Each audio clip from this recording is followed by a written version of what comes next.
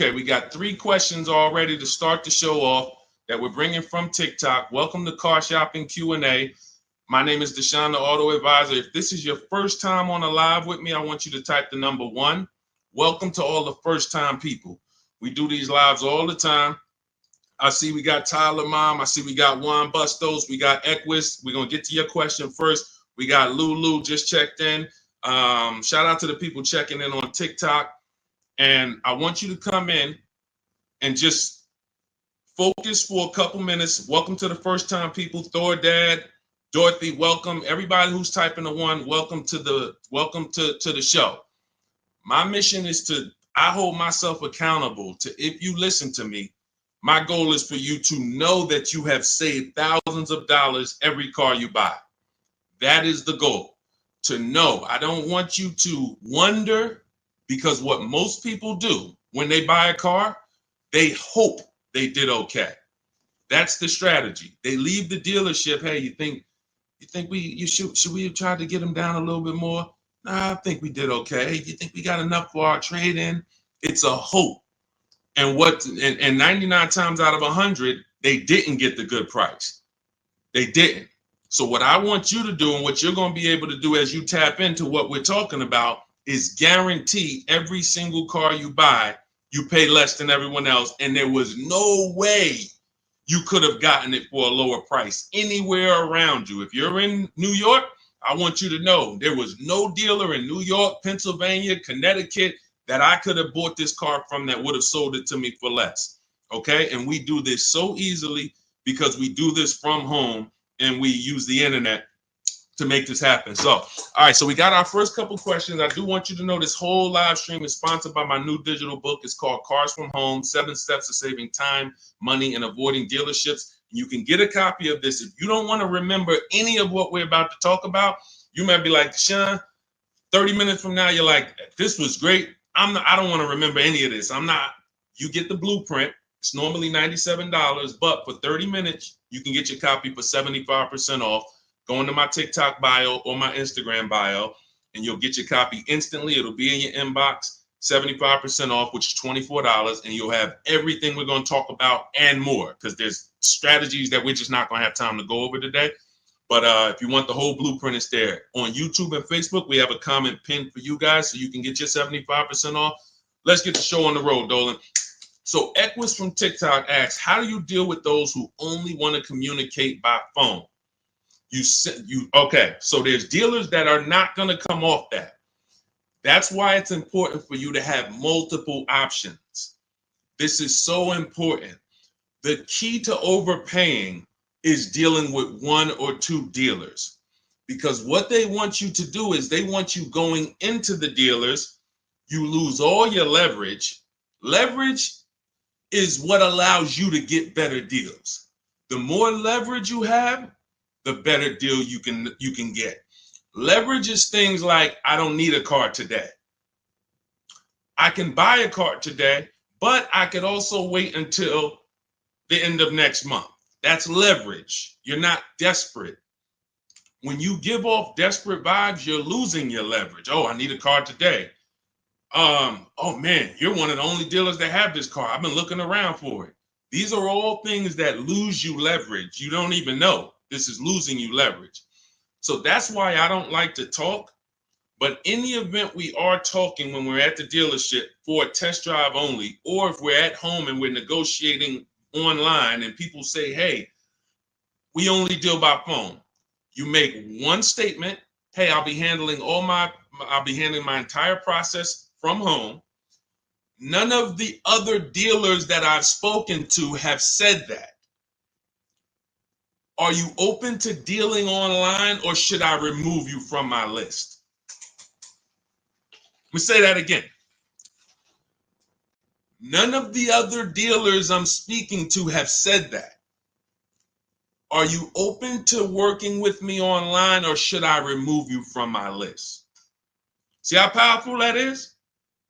That's one of the scripts in my book. Everything we do is scripts, email scripts. But it's important that everything you do when you're dealing with a dealer end with a question. And I'm going to tell you why. We have something we call the 25 to 5. What's up, Jason? Good to see you. Jeffrey, good to see a lot of people checking in on TikTok. Good to see y'all. Everything you do must portray to the dealers, I'm not one of these other people that you've convinced you're the only game in town. Once they can convince you they're the only one with the car, they're the only one that has the sale, they're the only one that they got you. So everything we do is to show them, we know that no matter how much I like that blue Genesis GB70, there's probably 100 Genesis dealers in the United States, and there's probably 25 within 200 miles of me. And I'm talking to them too. They're in my inbox too. So don't worry if you're like, yo, how do we call? Yo, no, you don't do all of this by talking. You don't want to be doing all of this by talking. You want to be doing this by email. We go direct to the dealer site. Now, let's preface, let me make this clear. This is for new car buyers, anyone who's buying a new car. I want you to type me, or leasing. This is what you use. This is what you use. It's a different strategy when we're shopping for pre-owned cars, because we're going on marketplaces. I'm about to shop for a pre-owned car for my dad, and I'm going to show you how easy it is. Document the whole process, how easy it is to get a below market deal on what he wants based on shopping on marketplaces. But when we are dealing with dealers and we're leasing or we're getting a new car, we are reaching out to 25 dealers online. We go right on their website, send them what we want. This is what I'm looking for. This is what I'm looking for. This is what I'm looking for. Copy and paste. Now we have 25 dealers that are, start the competition, y'all. Start the competition. This is how you win, because now who's ever been at a dealer and they're like, well, hey, I'm sorry, I don't have the black one that you want. Good to see you, Kim Burnett, checking in. Jamie, good to see you. Who's been at a dealership and you're like, hey, do y'all have a black one that has the big seats inside? That's what I want. Like, you tell them what you want and they're like, we don't have that. We might be able to get it. Who's heard that before? Who's heard that? Type me if you've heard that. Yeah, and then right, Dorothy, she's like, then they have you sitting for hours. Right, they're trying to find this other replacement vehicle. Wait, do you like this one? What about this one? No, I really wanted the black, and my second choice was the gray. You don't have that either. When you're at home and you're communicating by email with 25 dealers, you give yourself the best shot to have your car. Because now you're not shopping out of 2 dealers' inventory, 1 dealer's inventory. You're shopping out of that 25. So the reason why my strategy in my book is called the 25 to 5, because when we connect with 25 dealers online, we know we're going to get 5 to 7 quotes. And that's the goal. I'm going to cast this wide net. I'm going to get 25 quotes. Now I realize, like Equa said, you're going to get the normal things that you should be using to eliminate dealers. Hey, we only deal by phone. Hey, when can you come in? Hey, we don't provide quotes online. Perfect. None of your competition, none of the other dealers I'm speaking with have said this. Should I remove? Are you open to dealing online, or should I remove you from my list? No one wants to be removed from a list. And here's why every script we have that we use, and I probably in my book, I probably have 20 different scripts based on what they're going to say. And the reason why everyone ends with a question is this. These dealerships have managers that every time they come in to look at what we're a lead, put it like this, anyone in sales knows what that term is, lead, we become a lead. Leads cost money. So when that manager comes to the salesperson and says, hey, why haven't you contacted Marco Sanchez? He said he was looking online. He gave you everything you needed. What's going on? Why haven't you contacted this woman, Shanice Johnson? What's happening? I see she asked you if you were willing to deal online. You just stopped communicating. Now they're the blame. That's the whole thing. So once you know how to, in each script with a question, throw it back to them. First thing we're doing when we're talking to all of these dealers online by email is, do you even have a vehicle I want? See, a lot of times you guys go wrong. You're reaching out to the dealership. Hey, can I get a quote on this vehicle? You're going wrong there. And I'm going to tell you why. As someone who I've floored hundreds and hundreds of leads, being in Mercedes, being in General Motors, I was the one looking at that. You're not giving them what they need.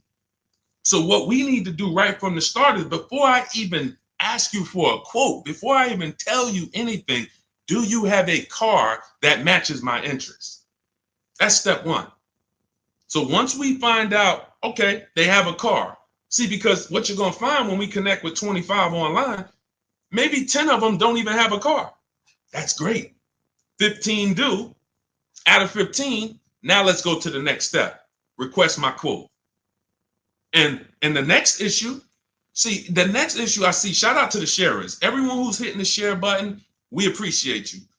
Everyone who, I always want to shout out the sharers. People who send this video to people, hey, yo, you got to watch this. This is because we don't play games over here. So shout out to the sharers. We can't do this without you. Hit the arrow, hit the paper plane. It matters. We appreciate you. So what we're not doing now that we need to is give the dealer what they need to give us a quote. That's partially the problem.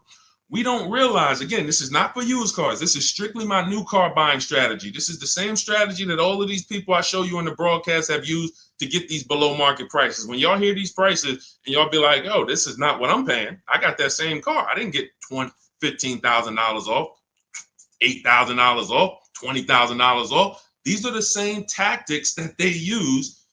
It's a competition. You have to give dealers certain things or they can't give you a quote. You got to give them your zip code.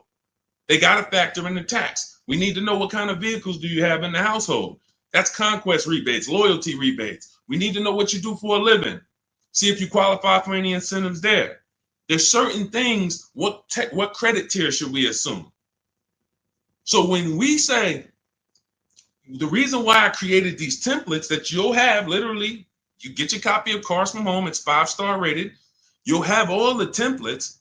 But like I said, if you're like, Deshone, I'm writing down everything. I'm going to remember all of this. God bless you. God bless you. I'm going to give you the game. For those of you who don't want to remember it, get your copy of Cars from Home in my TikTok bio, my Instagram bio, the YouTube comments, or the Facebook floating link there. And you get it for 75% off for 30 minutes. You won't pay the $97 price, as long as you get there before 30 minutes. So the reason we have these templates set up is because I need you to be able to simply copy and paste and send them out to multiple dealers. You're sending the dealers the same thing. You're not changing. You're sending every dealer the same thing. So now every dealer has the exact same information and they can actually compete. And those who, remember this, there's an 80% that I need you guys to know about. The 80, some of you have heard of the 80-20 rule.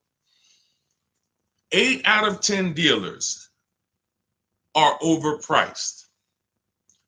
Doesn't matter how much you negotiate with them. Their lowest price is going to be a lot higher than their competition. When you hear somebody say, hey, Mr. Haywood, we appreciate you, but this is my best price. I can't get the manager to go any lower than that. Who's heard that? Who's heard that? Who's been in a dealer and they just like, listen, you beat me down. This is the best price. I can't get any. You basically still in the car, right? God's anointed. When you heard that, Cheryl, you heard it. Okay, so now, definitely heard that before, right? They're not necessarily lying. What you have to know from this particular point on in your life is that is only your best price. That's not Nissan's best price. People will say, hey, I went to Nissan, man, those cars are high. No, I went to Nissan of Bay Ridge, got a price from them. It was high. One Nissan dealer, these are all independently owned franchises competing. They report at the end of the month who sold the most cars. They get awards for that. Best in class, best in the region. They're competitors. This is the secret to you saving more money than you've ever saved without even trying. Putting the competitors against each other is how you save the money. And once they have somebody who they know is making them compete against their competitors, you're going to pay less than everyone else. It's not even a game. The person in that dealer, if they're at a dealership and they're what we call, I want y'all to remember this, type it if you know, the 80%. Everybody who's getting this point, I want you to type 80% into the chat. That means you're getting it.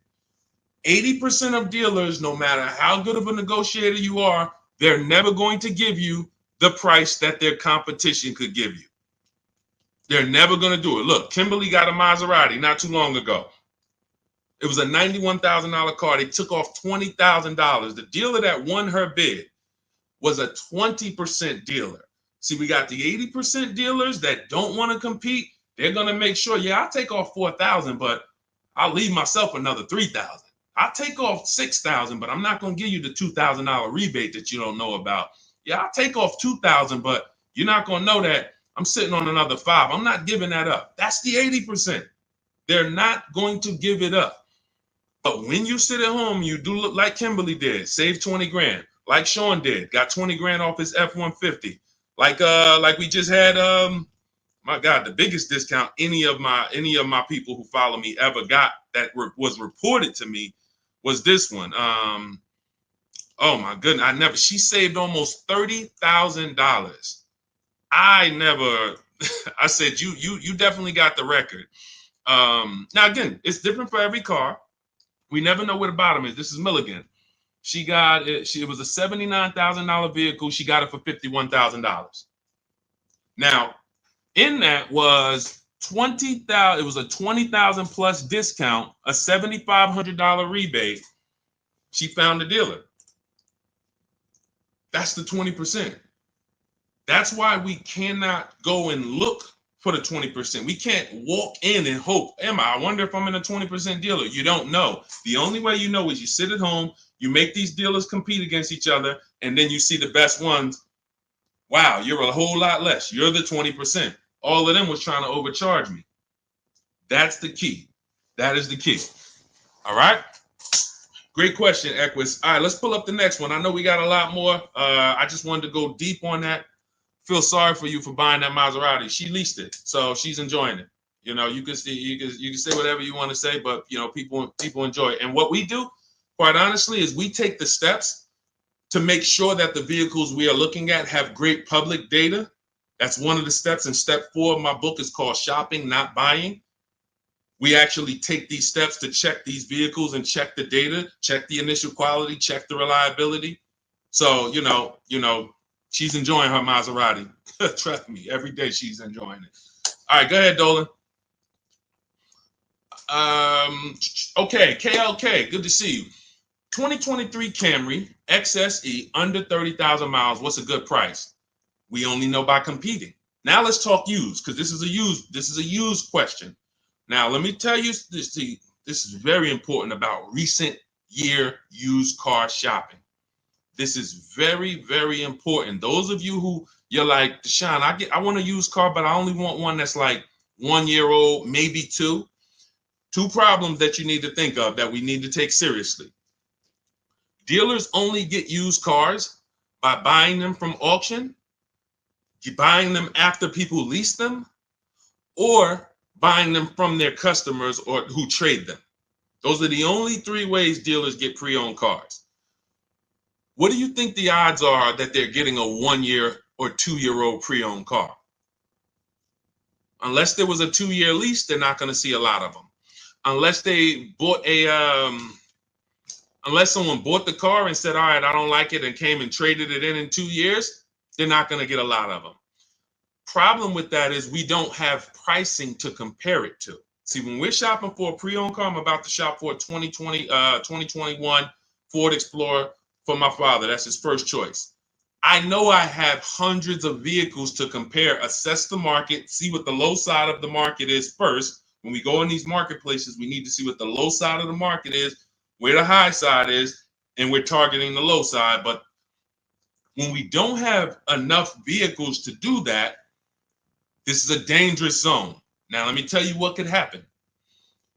And then I'll tell you what you should do first to make sure you don't get jammed up like this. When you see a vehicle that is okay, let me go back to this big discount example. So you got a big discount. Milligan saves $27,000 off a new Mercedes, right? You guys can see it if you're on Instagram, if you're on YouTube. Even a regular deal where somebody saves $6,000, like Tiffany, she saved $65, almost $7,000. If somebody walks in to buy this vehicle 1 year old, they don't realize that the new market on that vehicle is almost $7,000 off. So they might look at a $44,000 vehicle that was originally $45,000, but today it's a 1 year old one. It has 8,000 miles on it. We're asking $35,000. All right, could you do 34? Because the new ones are 44. The new ones are 44. So maybe I could buy a 1 year old one for like 35. Okay, so all right, I buy it for 35. Problem is, the new market for that vehicle was 37 and change.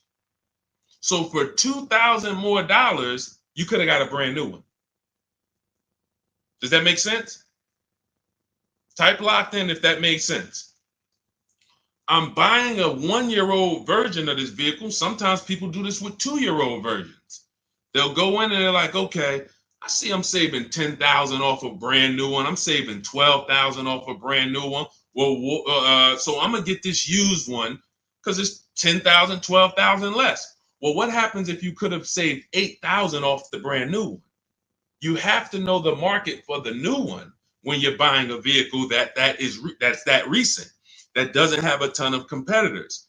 And let's get even drastically more serious on how we could lose. Somebody like Sean, he gets the F-150. He saves $20,000. Let me pull up Sean's deal. This is and we'll get to the point of what you do to avoid this. But I need you to know how bad this is first. Sean gets a $20,000 discount off a brand new $73,000 F-150 using my shop from home strategies. Same strategies you're going to have in Cars from Home, the book. Get your copy immediately.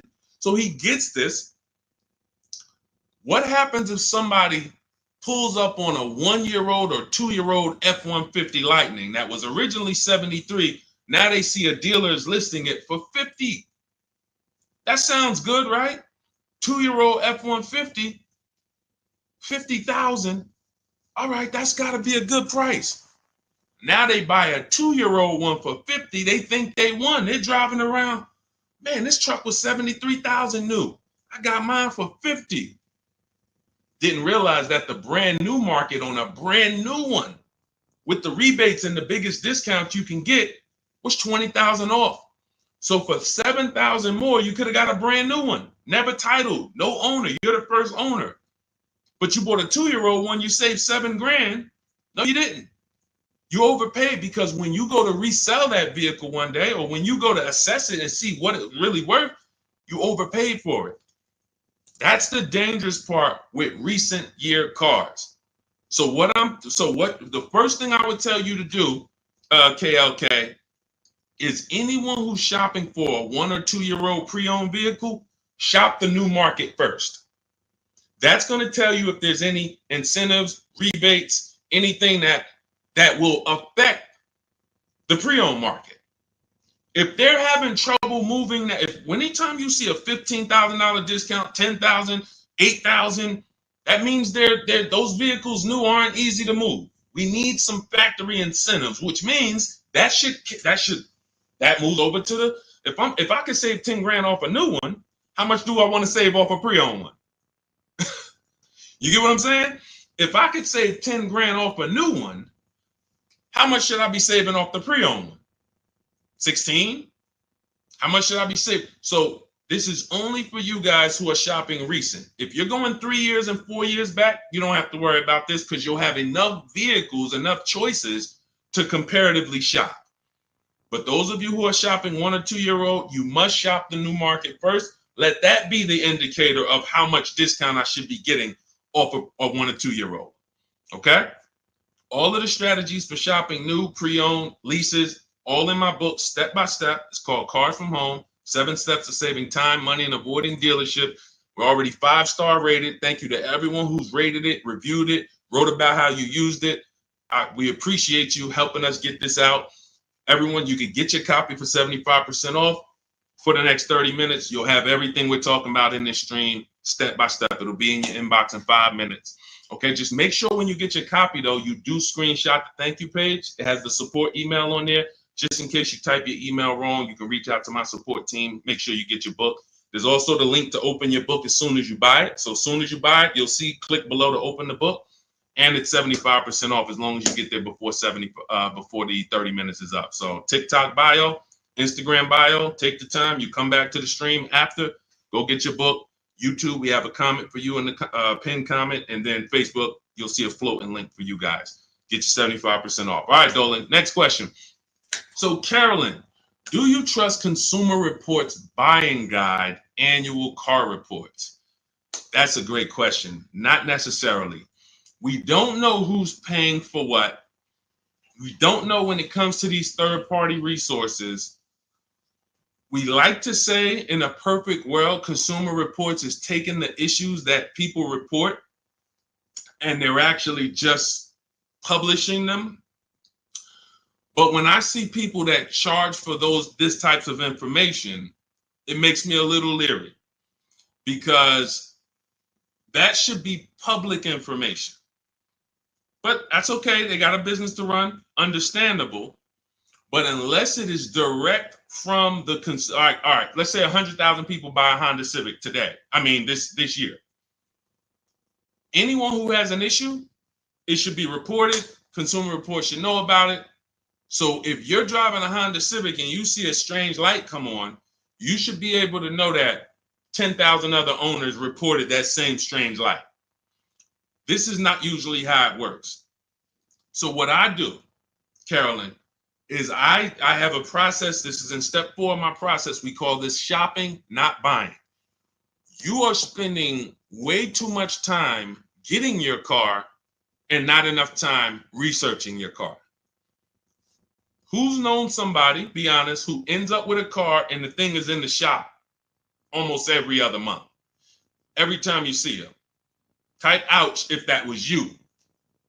If it's you, be like, man, if you've ever had a car and it was like every 3 months, like there's another light on. Now I got to take it to the shop. Now they're saying we need this. Now the electrical system is going. All of this, just if that's you, type ouch.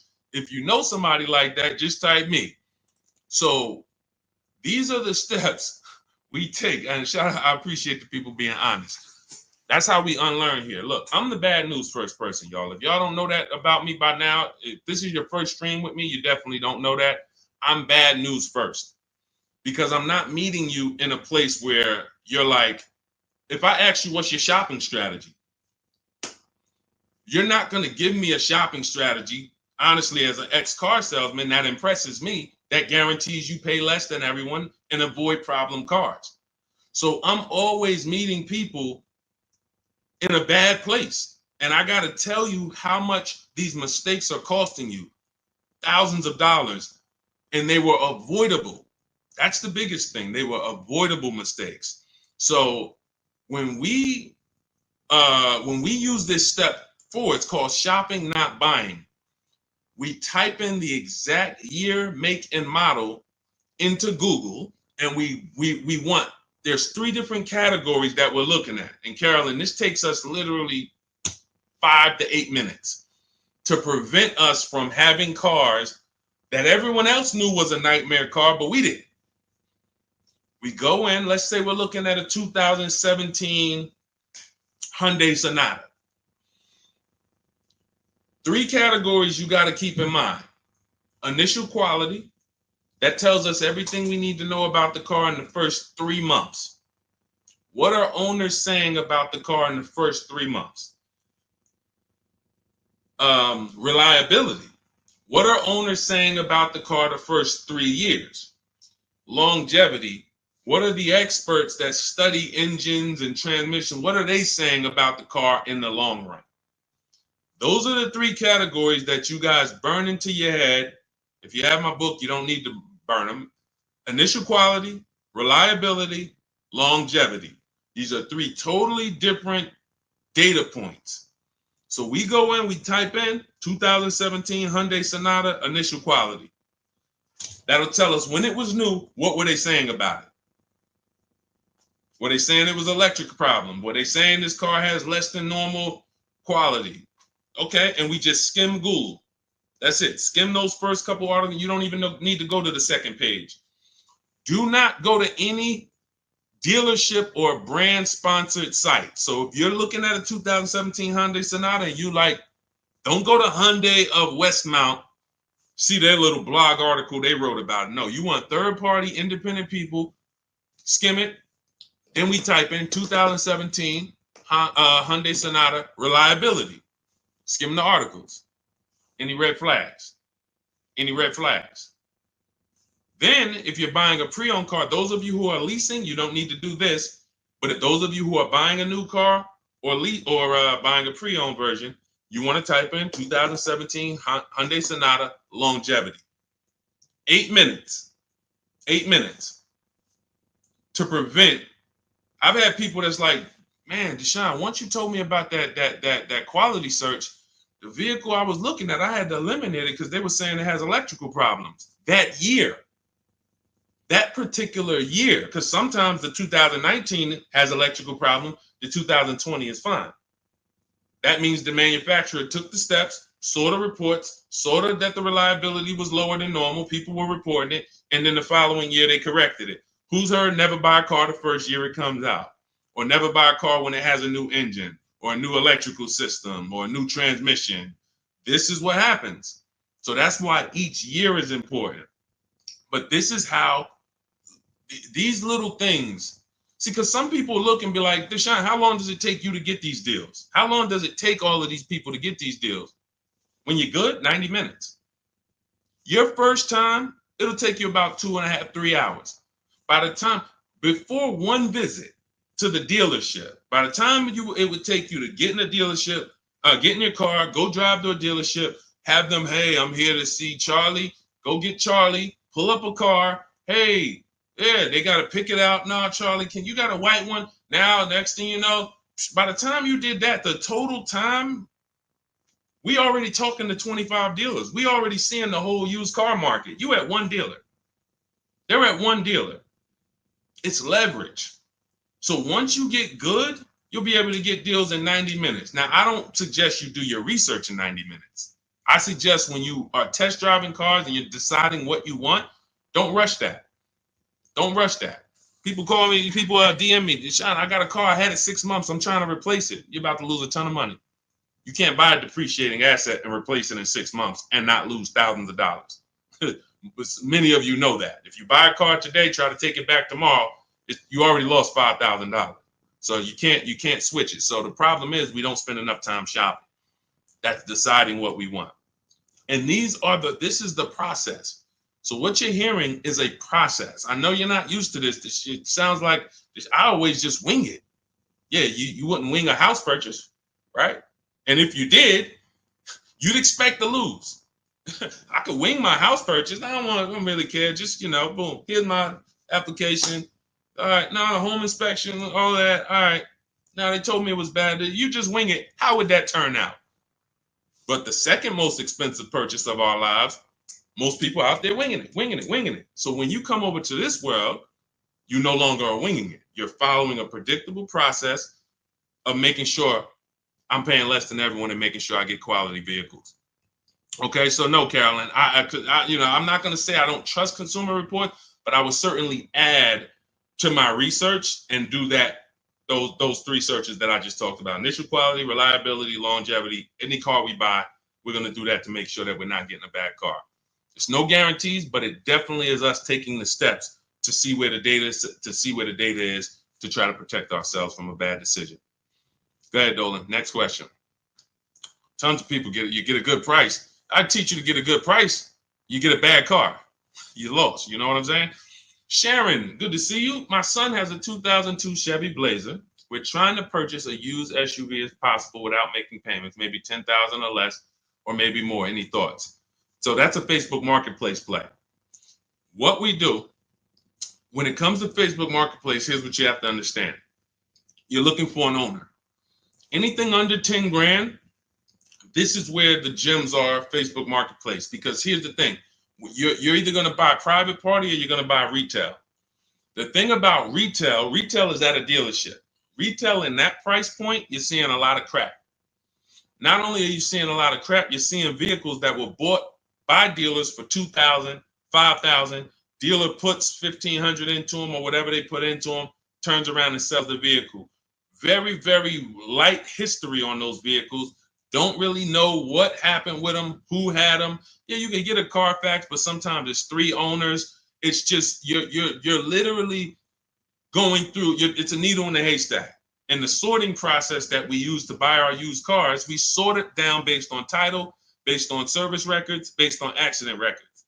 That's how we sort it down.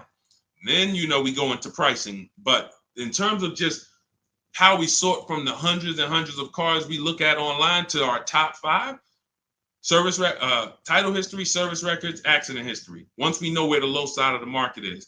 So you got to look and say, all right, these older cars with higher mileage that I would find at a dealership for $6,000, they don't know anything about them.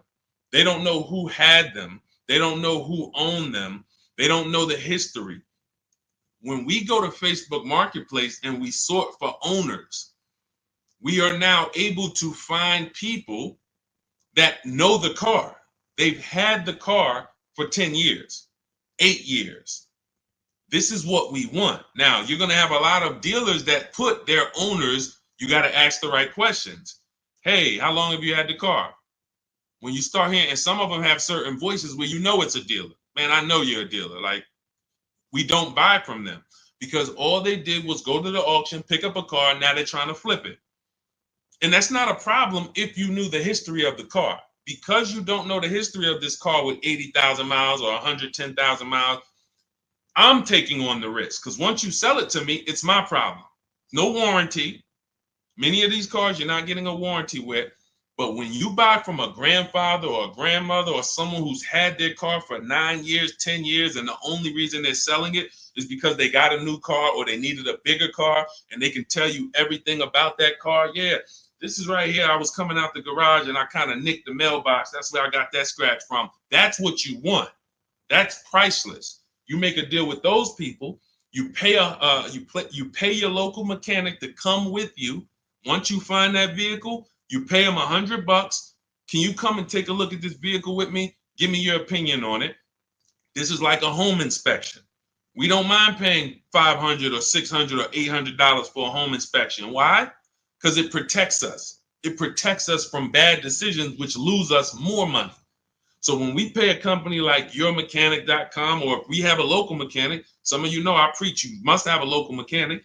You actually pay them, come here, take a look. Now you got out of Dodge $5,000, $7,000. You got a car that you know you could drive for the next 3-4 years. You know the history of it. It was taken care of. You looked at the Carfax. You validated that everything the owner told you was official. This is priceless. That's how I would be shopping if I had less than $10,000 to spend. That's what I would be shopping for all day long. Private party owner. All right. So, yeah. Let's go, Dorothy. Good to see you. No. You're not getting anything good for under 10,000. You're not getting anything good for under 10,000. See, some people will put their projections on you. Hang on 1 second. 1 second. Some people will put their projections on you. And we don't do that.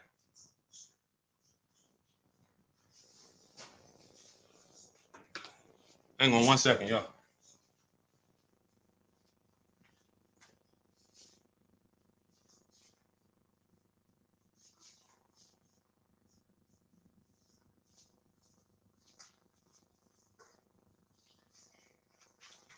All right, perfect.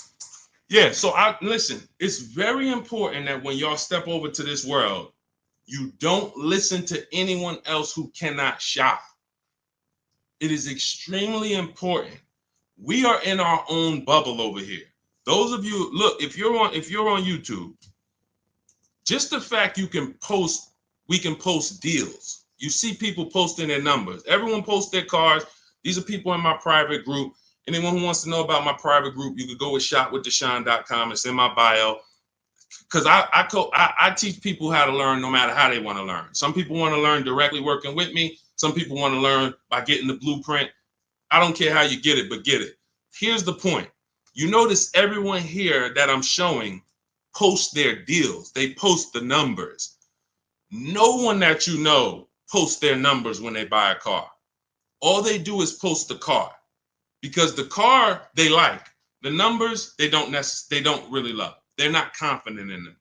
So when you hear people that project their beliefs, there's no deals out here. What's going to happen is that's going to be like a bubble for you. That's going to, because there's no deals for you. You don't know how to get great lease deals. You don't know how to get deals that are, you see those commercials? The leases are so expensive. You don't know how to not pay those prices. No one that we lease, look, Ansley got a $58,000 car, $554 a month, no down payment. 99% of the people we shop with get leases, no down payment. They don't even put a down payment down. Same thing with purchases. Everything in my book is teaching you how to shop with no down payment, because that has nothing to do with the deal you get. A down payment has nothing to do with the deal you get. If you walk in right now and there's a $40,000 car and they sell it to you for $50,000, here's a $40,000 car. I'm gonna sell it to you for $50,000, but you don't have to put any money down. Is that a deal? No or no? No or no?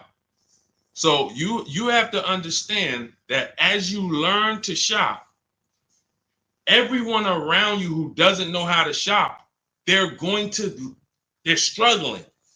That's why I'm welcoming all the people that's locked in. We've gotten over 10,000 books delivered this year.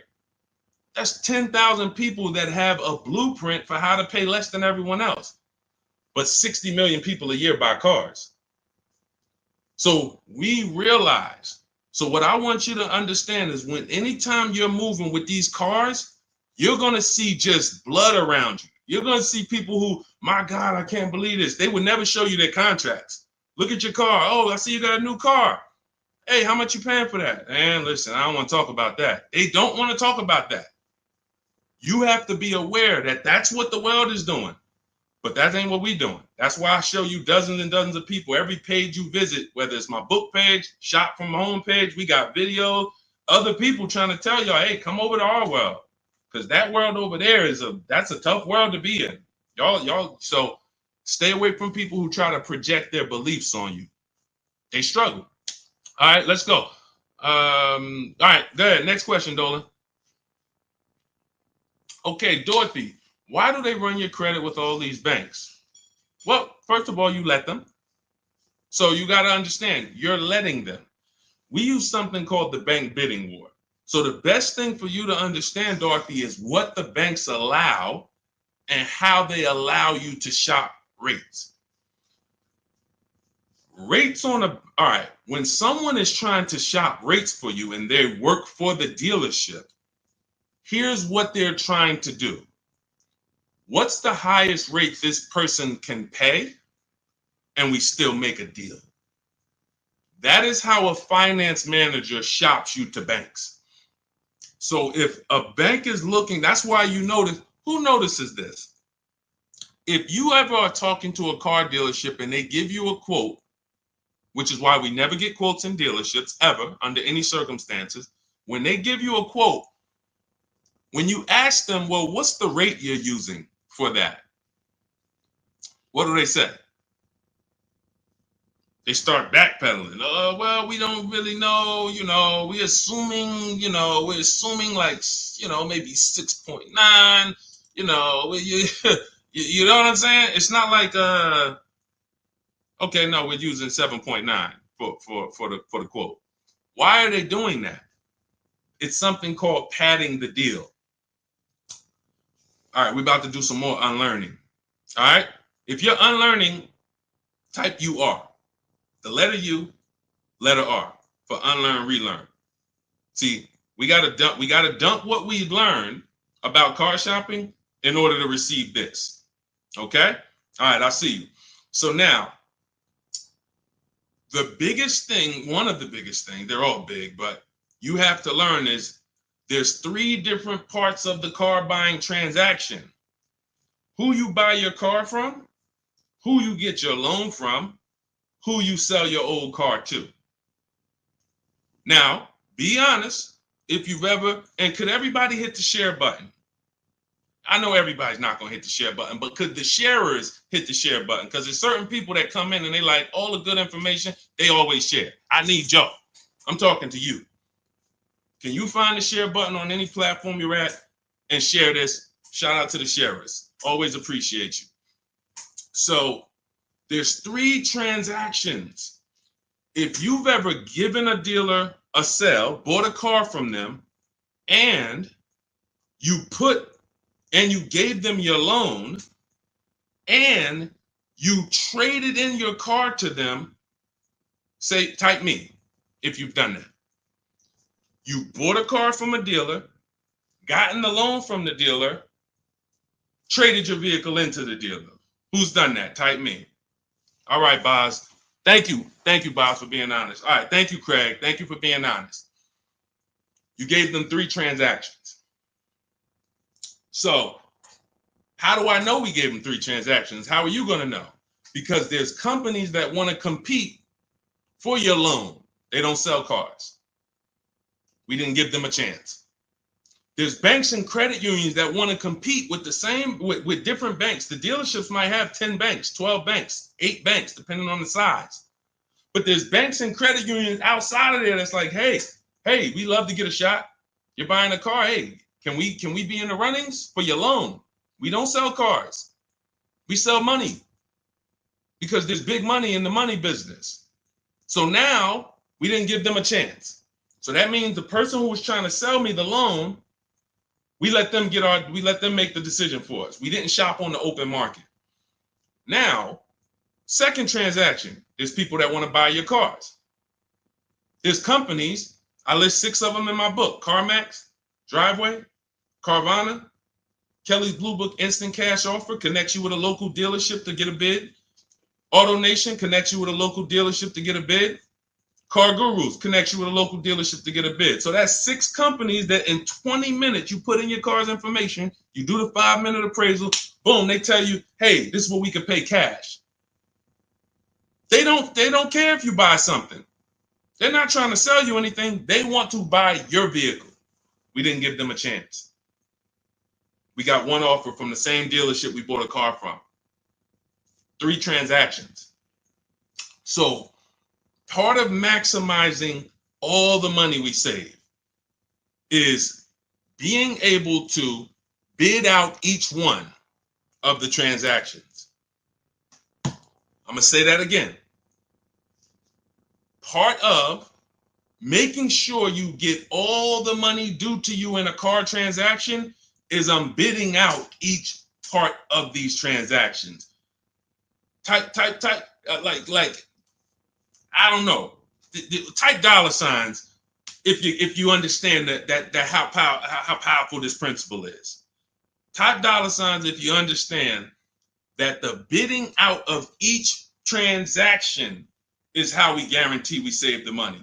See, what the dealers want, what the car salespeople want, who they want to play with all of that money. Give me all the money. Craig, come on in. All right, listen, you want to buy this car? All right, let's take a look. Listen, don't worry about the numbers. We're going to work the numbers out. Now, you got to trade in too? You got to trade in too? Yeah, all right, I see the trade in. Don't worry. Listen, one thing about us, we never lost a deal over price. Who's heard that? This is all.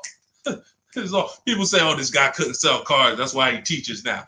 How hard is it to sell cars? Like when you move and you're like, giving them that, here's what the dealer has. Here's what the dealer. All right, I got about $5,000 of wiggle room in this car. Then I got a $2,000 rebate. All right, then I could go with the rate. I could play with the rate Now, salesman's not going to play with the rate because they don't touch the finance manager's money. But when I was in Ray Katina, we were our own finance managers. 2 Mercedes dealers I worked at. We ran our own numbers at Morristown, but we did not control of Ray Katina. We were the finance manager too. So we sold the car, we did all the paperwork, application into the bank, went over the products, extended warranties, one person. So that's why a lot of these car salesmen can't understand what I teach, because they haven't been a manager.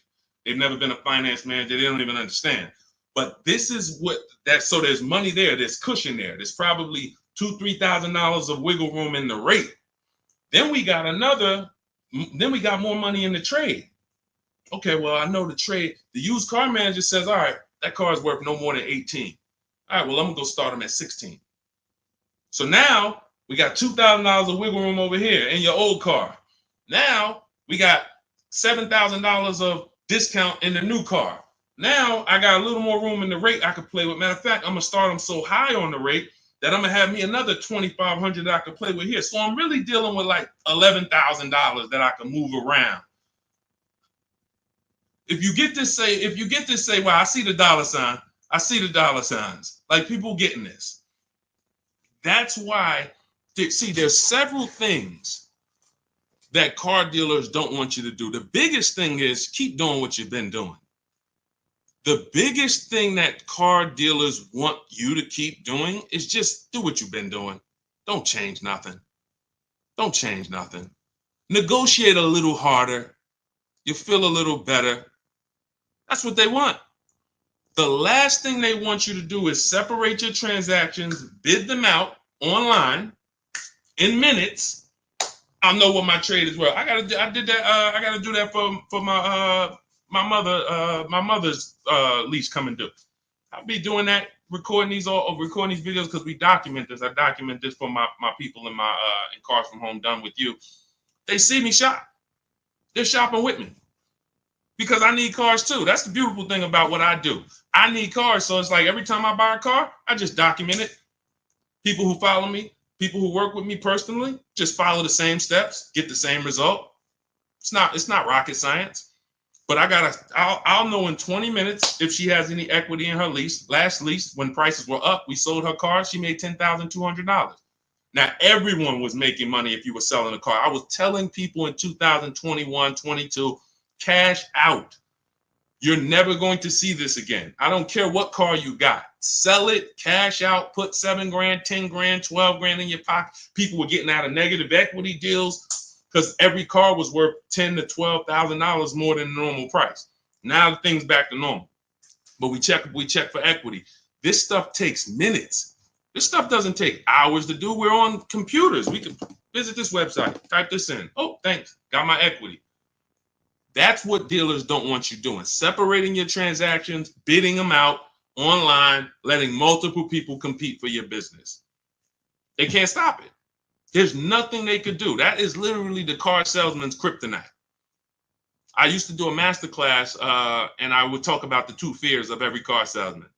And I don't care, the best car salesman in the world. I mean, I've sat next to people who make, there's some of the best in the world. Some of the people I've sat down with at Ray Katina, when I worked there, was Yankee Stadium. Guys making $300,000 a year, $350,000, the consummate professionals. Kryptonite was customer won't come into the dealership, customer makes us shop competitors, makes us compete against competitors. That's all my book teaches you to do. Not going to the dealership unless you're test driving, make them compete. Exploits the 2 fears of every car salesman for your benefit. That's it. So all of this is in my book. 7, it's called Cars from Home, 7 Steps to Saving Time, Money, and Avoiding Dealerships. That is literally the name. Cars from Home, 7 Steps to Saving Time, Money, and Avoiding Dealerships. And you can get your copy for 75% off. You won't pay the normal $97 price. It's in my TikTok bio. But you only got 30 minutes. If you visited that site and the timer's down, if it's 2 minutes, once it goes to 0, it's $97. And it's still worth every penny. Go read those reviews on Goodreads. You won't read those reviews and not be like, oh yeah, this book is definitely worth $97. Go hear from your peers. You heard from me. You know, we'll be on here for another couple minutes. I want to answer a couple more questions for sure. But go hear from your peers. Go hear from the people who was like you on a live, met me on a live. Go hear from them. We got them everywhere. We post them everywhere. All right. But yeah, on YouTube, we have a comment pinned for you. If you're on YouTube, you can get your 75% off in the pinned comment. And Facebook, we have a link floating for you guys to get your 75% off. All right. Make sure as soon as you get your book, you screenshot the thank you page. It has the support team's email on there, just in case you type your email wrong. You're doing fast, trying to get back to the broadcast, and then you type your email wrong. Make sure you have the support team's email so they can get you your book. All right, go ahead, Dolan. Pull the next question in.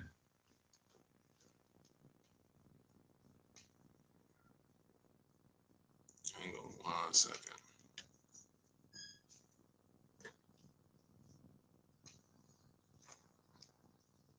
All right. Can we pay you to do all of this for it? No, I'm gonna tell you why. One, you wouldn't be able to afford it.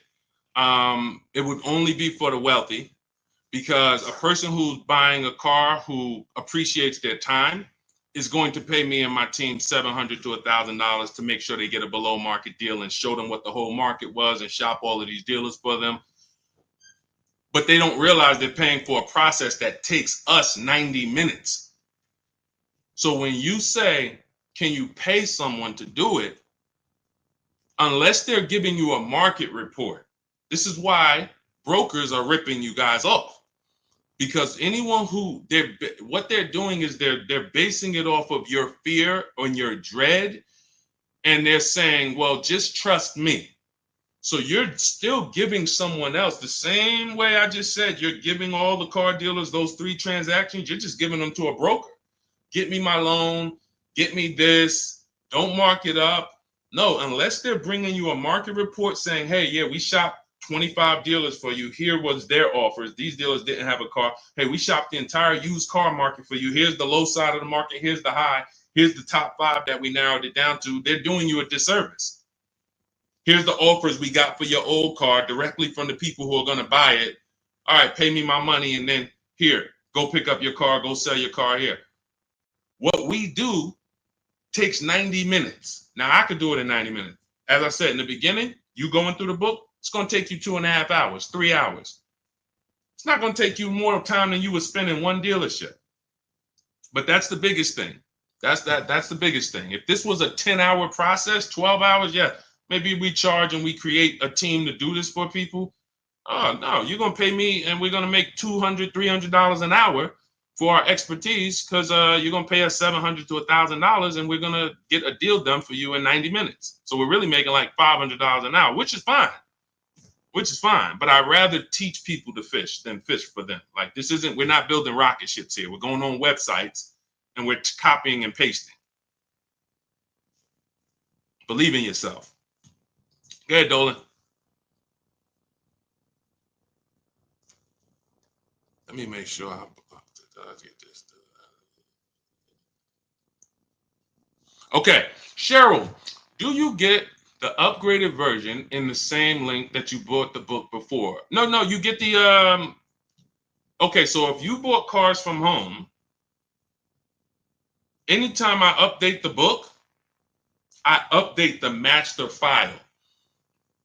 I'm glad you asked this question, Cheryl, because I didn't even mention this. This is just more value that I give to the people that take action.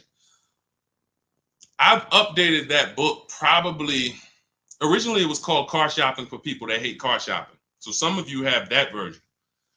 And then I updated it, created Cars from Home. What I did is I went into the master file, replaced it with the new version, and everyone who went and opened that book, they were like, oh, wow, the name has changed. Oh, wow, this content has changed. Oh, wow. This is what we do. This is why I saw somebody in the comments says, is there any way to get a physical book? A physical book, you would have to pay every single time a website changes. Vroom went out of business. Vroom used to compete to buy our cars. Vroom, every time we have 8 marketplaces we shop. When we were shopping for used cars, In my book, I have something called the multiple marketplace strategy. We're on cars.com, Car Gurus, Carfax, Auto Trader, Driveway, Carvana, CarMax, and eBay Motors. We're on 8 marketplaces. Vroom used to be there. It used to be 9. Vroom went out of business. If you had a physical book, what happens now? Now you got to wait for volume 2. Oh, here's the new version. Now you're paying again. We went right into the master file, took Vroom out, updated it. No one saw Vroom again. These are things we could only do with a digital book. Some people go digital for their own reasons. They make a digital book for their own reasons. Cars from Home is digital because it's the best way for it to be. I link you to scripts. If you're reading and you're not able to open the scripts and copy and paste, you click a link, you open all my, when you contact dealers, new cars and leases, there's a link you hit, open my scripts up, and you copy and paste them. You should be on a computer. We're car shopping on computers. So to be reading a physical book about car shopping on a computer, that just doesn't match. If you're reading about investing in stocks, sure. You're reading about other things, great. But we're car shopping online. The book should be online. So that's it. And anyone who has the book knows there'd be no way for that to be a physical book. I link you to certain videos. There's all types of stuff, bonuses in there, surprises, but wait, there's more. But not charging you for it. You're buying it and you're like, whoa, I didn't know he got videos in here that he links to. That's just all we do. We want to be the most valuable company to the car buyer. We take that very serious. Go ahead, Dolan. Yep, got mine. Good. I see you. Shout out to everybody who got their copy. Enjoy it and use it. Use it. What's up, Gladys? I need your help for my 24-year-old daughter that needs an affordable used car for work commute. We are in Raleigh, North Carolina. Max is $5,000. What I want you to do, Gladys, I want you to go to the YouTube or the Facebook replay. If you're on Facebook, I want you to watch this broadcast, but I need you to go about 20 minutes back, 30 minutes back. We had a woman on here who asked a similar question. Her budget was $10,000 max, and we went over a whole strategy for her. I want you to watch that, use that exact same strategy that we gave to her, okay? Because I don't want to just go over that. We went too into detail for me to just repeat it and go through all the things because some people heard it. Jeff, he said, where do I locate the link? The link is in my TikTok bio. Click that picture of me. Same thing on Instagram. Click the picture of me. That's going to take you. You'll see a website there. And in that website is a link to activate the 75% off. You'll see 75% off new book, 30 minutes only. Go there, get your book, come back to the broadcast. Okay? And then on YouTube, we have the comment and check the comments for your link. And then on Facebook, we have a comment floating for you guys, a link floating for you guys. So get in where you fit in. Okay, Anna, I went to the dealership and they wanted to sell me a car for $40,000. The price was $25,000. They were charging 11.99% interest. Should be $480 monthly, but paper said $580. What to do? A couple things. You're mixing transactions. You're buying a car from them and you're giving them your loan. So when you allow them to do that, now they're able to move money around and manipulate the money. And all they're doing is hoping you negotiate. That's really what they're hoping. Hey, come on, negotiate. Don't just walk out. Give us a chance. We have all this money we're playing with, and we're hoping that you just try to negotiate with us. What they're hoping you don't do is to shop the competition. You need to find out who has the same car, because there are tons of dealers with the exact same car, and you need to get a price from them. Now, once you have the price from them, we use something called the bank bidding war, where once we have our best price on the car, now we're letting tons of banks and credit unions run our credit. Oh, Deshone, ain't that gonna mess our credit up? No, it is not. If you Google rate shopping, Experian, which is a credit bureau, they have an entire blog post where they teach you how you can rate shop within a certain period of time. You can have multiple banks and credit unions run your credit with a hard pull, and at the end of that rate shopping window, it's going to affect your credit like one hard pull. So if one hard pull would have dropped your credit score 10 points, 20 hard pulls in that wait window period will drop your credit score the same 10 points. This is how you rate shop, because many of you are overpaying, not just for the cars you're buying, for the loans you're getting. If you sign 11.99%, because some people wouldn't have asked questions, they would have signed the deal and just said, oh, I guess this was it. This is it. Hey, man, y'all got me. No money down. I did all right. And they would have not realized that you actually could have gotten 8.99. From 11.99 to 8.99 is literally, depending on the loan, $40,000 loan, that could be $2,000. So we're not taking rate shopping as seriously as we're taking car shopping. So what I'm doing it from you, Anna, is I'm making sure I find every duplicate car out there, like the one that you're looking at, and I'm calling before I go. Because you also could have run into a dealership that listed one price online. Who's had this happen before?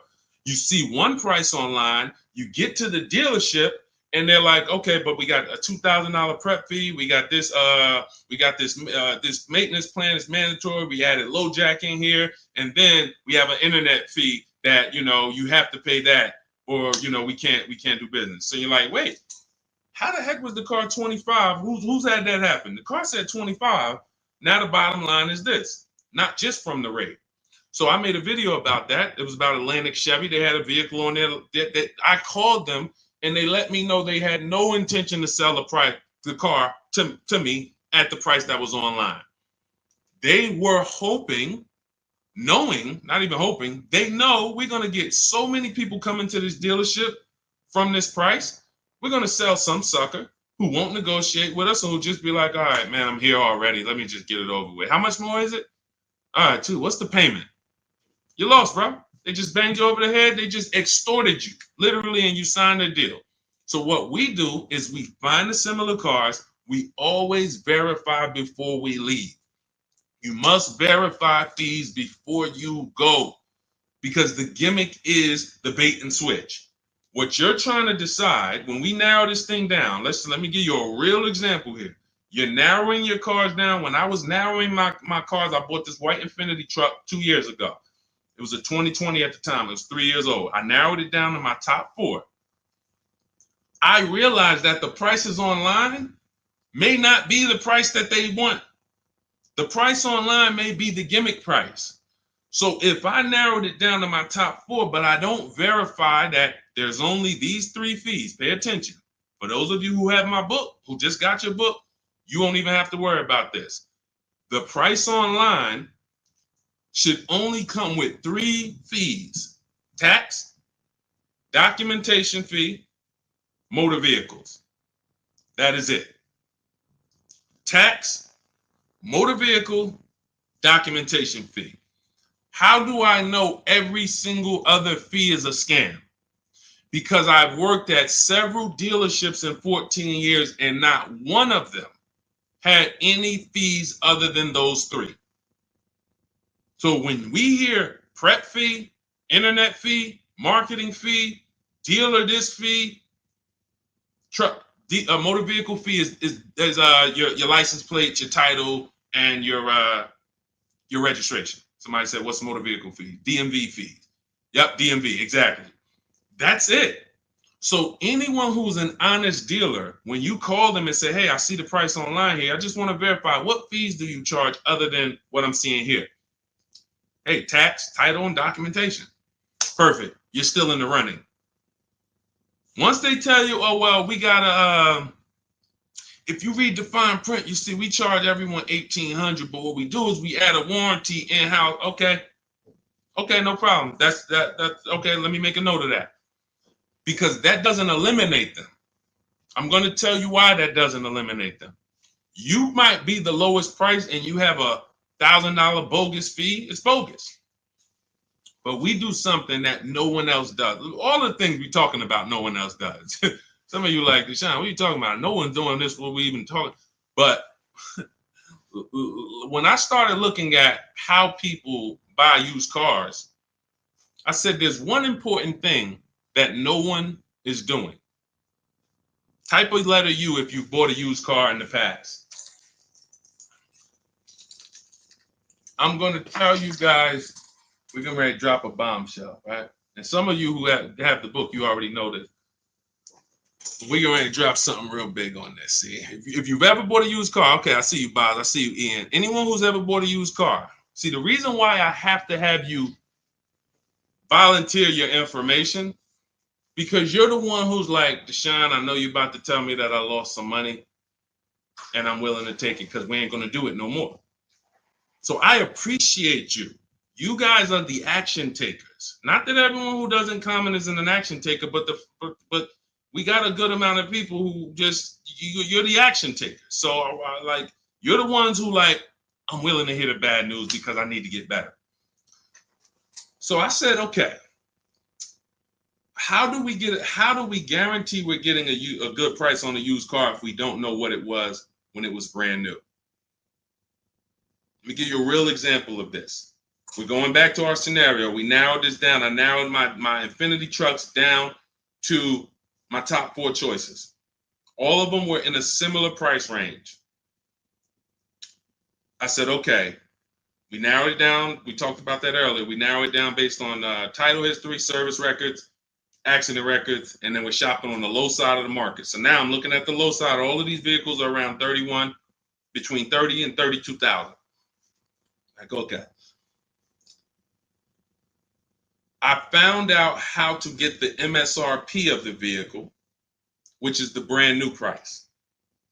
The brand new MSRP is that sticker that comes from the day it's built.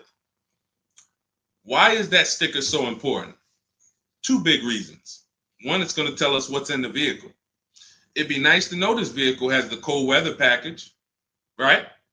Wouldn't it be nice to know this vehicle has a panoramic sunroof? Wouldn't it be nice to know this vehicle has, lane keeping assist and, cross rear traffic alerts? Can't see those things always, right? So it's nice to know, okay, wow, that vehicle has some features I didn't even see. Cool. Oh, it has a 19-inch rim. Doesn't have the 18-inch standard rim. Wow, couldn't really see that from the pictures. Second big reason we need to know this is because I need to know how much discount you're giving me from the new price. This is so big. When you're shopping online on these marketplaces, they're using an algorithm to tell you if it's a good deal or not. They're taking all the prices listed and they're saying, okay, this is good deal, this is fair deal, this is great deal. They're not basing it off of what we call, in my book, you'll see this, the true value discount. So when I pulled the new prices of these vehicles, those Infinity trucks, I saw one of them was $46,000 brand new. One of them was $48,000 brand new. One of them was $52,000 brand new. And the one that I ended up getting was $54,000 brand new. Had all these features, special edition, everything. Couldn't see it from the pictures. Had tons of equipment. Now,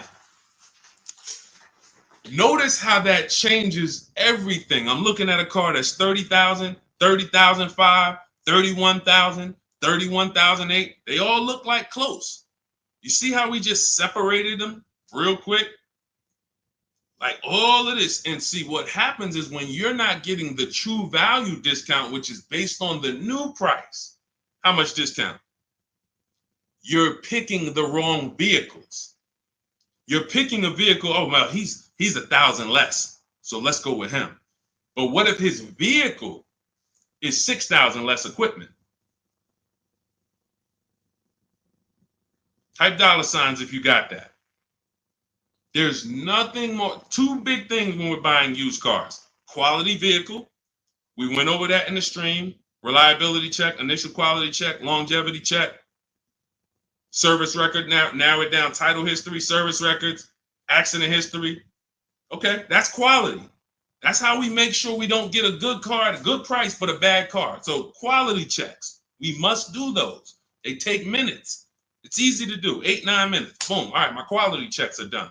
My narrowing it down check. We don't buy a car that doesn't have service records. Tons of service records. This is how we eliminate stuff. How do we eliminate? How do we start with 80 cars on the marketplace and narrow it down to a top 5? Easy, because we're looking. Okay, can't get a Carfax here. Okay, boom. Oh, no service records here. Oh, there's a big gap. No oil changes for 30,000 miles. All right, they're out of it. Then we're narrowing it down, but that's quality. When we get to price on used cars, we are verifying it. We have to assess the market, look at the low side, narrowing it down to our top 5 on the low side of the price range. And then once we look at the prices, we need to get the new price. Verify there's no bogus fees. But sometimes even with the, give you an example, the truck I bought, the one I bought, it was 54,000 brand new. This is how important this is to understand that even that dealer could have said, hey, well, we got $1,000 prep fee. No other dealer had it. But when I take the brand new price of it, when I divide, and I have a calculator in my book that does this for you. You literally type in the asking price, 31.8, divide that into the new price, which was 54.5. We can see we're paying 58% of what the new car price was. 3-year-old vehicle had 26,000 miles at the time. I got a 42% discount. That's how we're judging it. That's how we're judging it. See, because all the other Infiniti trucks, if I'd have took the one that was 30, let's say I took the one that was 46,000 brand new, divided that into 50, into their asking price, let's say it was 30. Okay, wait, hold on. 52,000, no, asking price divided into MSRP, which is 46, 65. That's only a 35% discount. That's only a 35% discount. See, this is the true value discount. This is something that's proprietary to Car From Home. We created this stuff. We didn't go and learn this. I didn't learn this from people. We brought this to the market. No one does these things.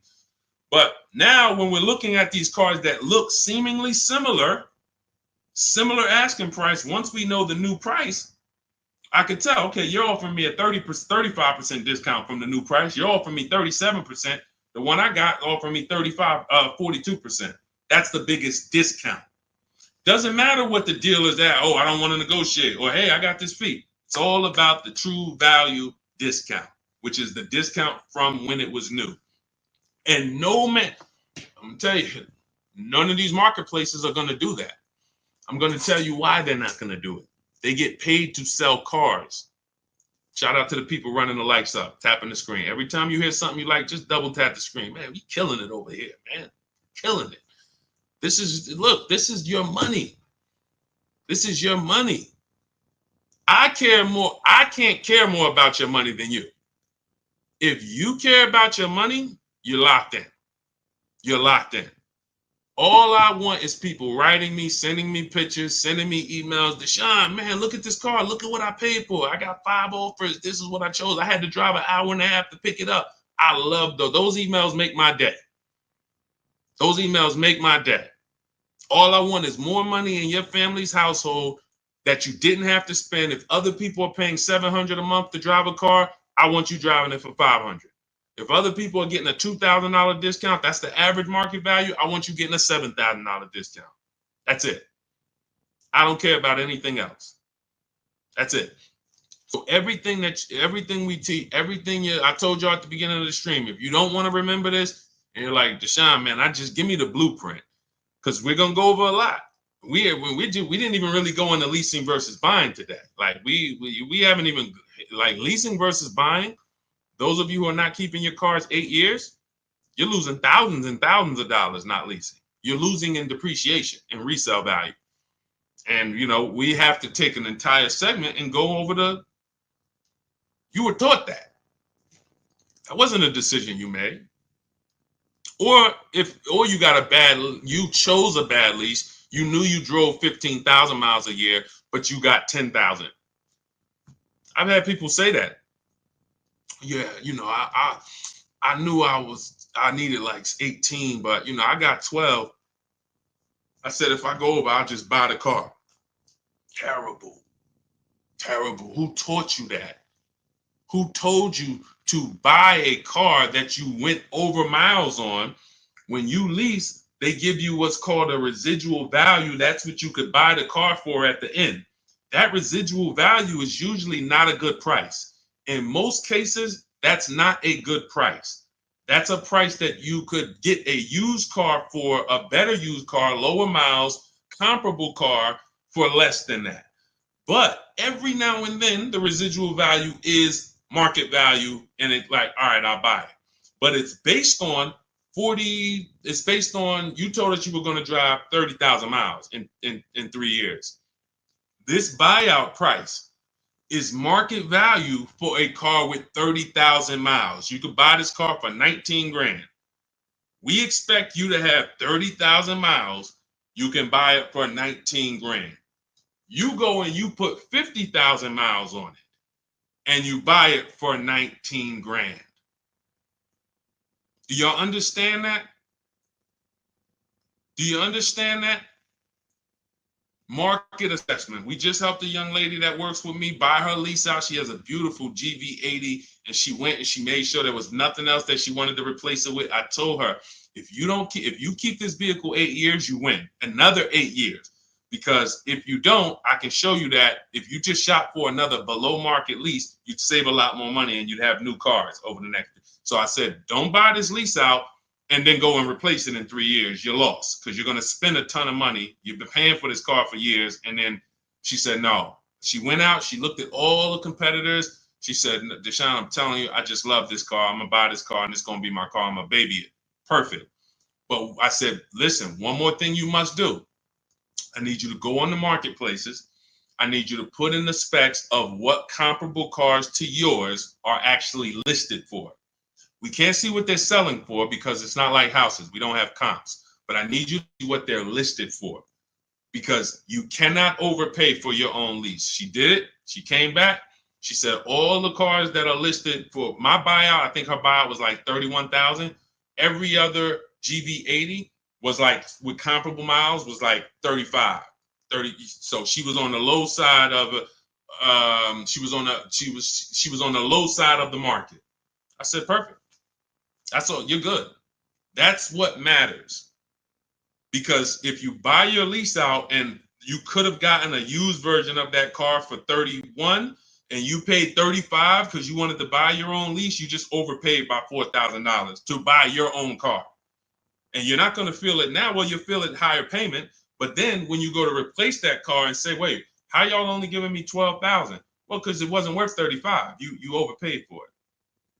So this is how I dissect transactions. This is why anyone in New Jersey, anyone who's dealt with me, who knew me from the time I was with General Motors, and really when I got to Mercedes, that's when I really became an advisor. Any of my clients would tell you I've been this way. I control the car transaction for my clients. It's a financial conversation. Now, many of my clients did work on Wall Street. They helped me to understand a lot of things. So I had a lot of Wall Street people, and I would ask them questions. Listen, why are you not paying cash for this? And you could, though. Well, I use the bank's money for free. Y'all got 0% financing. Y'all got 0.99. I'm like, okay, it's measuring risk here. And so there were questions that I asked. How'd you end up upside down in this car? You've had it for 5 years already. Well, I leased it, then I bought it. Oh, so you leased it for 3 years, then you took out a loan for another 6 years. You've had the car 5 years, you still have negative equity. Let me start telling people not to buy their leases because this is what happens to them. So all of this is that this is like, it's my unique experience that God brought me through that allowed me to shape how I teach and put this book together that has become a hit, that has helped hundreds and hundreds of people get to below market deals that I know of. We've delivered over 1,000, over 10,000 books now. So it's just, people just use it. That's all I say. So get your copy for 75% off in my TikTok bio, in my Instagram bio. You won't pay the normal $97 price as long as you get there before the 30-minute timer hits 0. Click the picture of me, Instagram and TikTok. You'll see a website there. And then on YouTube and on Facebook, you guys have a comment check the comment section for your link for 75% off. But just get it. All I want to do is see people win. Our miles in the value calculator. We always shop our leases with 12,000 miles per year.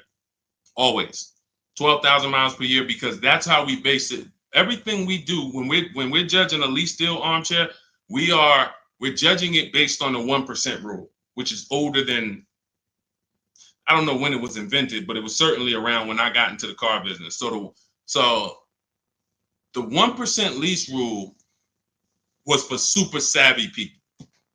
Lease people who just like, if you can get a lease payment, no money down, that's 1% of the MSRP or less, you stole a car. Now, some people might say, oh, Deshone, that sounds pretty crazy. Well, we do this all day long. Ansley, $554 a month, vehicles $58,000. You divide the monthly payment into the MSRP, and you can see. Zafrina, $579 a month, MSRP was $65,950. That's a 0.88% lease. No money down. You cannot buy your way to a 1% lease. You can't say I used to get people that would DM me, yeah, Deshone, you know, I'm at like 1.1 and all I put down was my taxes. No, you're not. You're not at 1.1. No money down. Your first month's payment only. My first month's lease payment is all we're factoring in when we're getting these offers. First month's lease payment divided into the MSRP, 12,000 miles per year. Shopping my best offers. That's how you judge a 1% lease deal.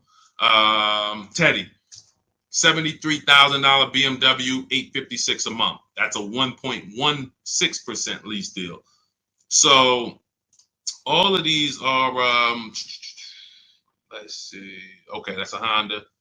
Okay. Now, how does you don't get to a 1% deal by just negotiating? You need a great lease program. So we have a formula for overpaying for a lease. Overpaying for a lease is over 1.5%. You're paying too much money for a vehicle that you're giving back. Too much money. When you add up all the payments, oh yeah, absolutely. We lease with no money down. That's all we do, Antonio.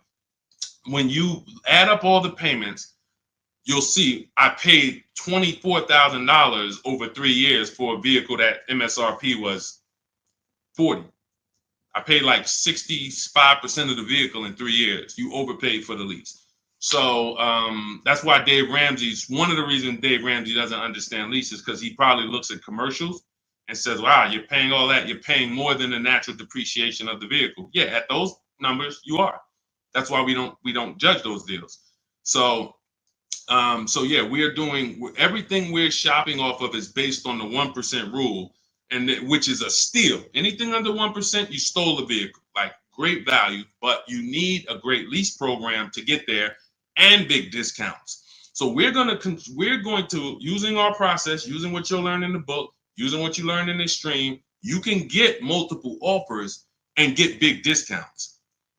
But if they don't have a lease program that has a good residual, a good money factor, rebates, then you're going to fall somewhere in between 1.2, 1.5. The closer to 1.5 after you get all your offers, you must get 5 offers. You can't walk into an 80% dealer and they give you a 1.5% lease and you're like, well, I guess this is the best. No, once we get 5 offers, we can see, okay, clearly this best offer is 1.4. But we have other higher offers, 1.6, 1.7. So when you get your offers the right way, it's going to shock you how these dealers been ripping you off, because you're going to see these same dealers you've been buying from, their offers are going to be $100 more a month than these other offers, $200 more a month, $300 more per month. That's okay. 80%, let the 80% be who they are. Don't try to change them. Focus on the 20%.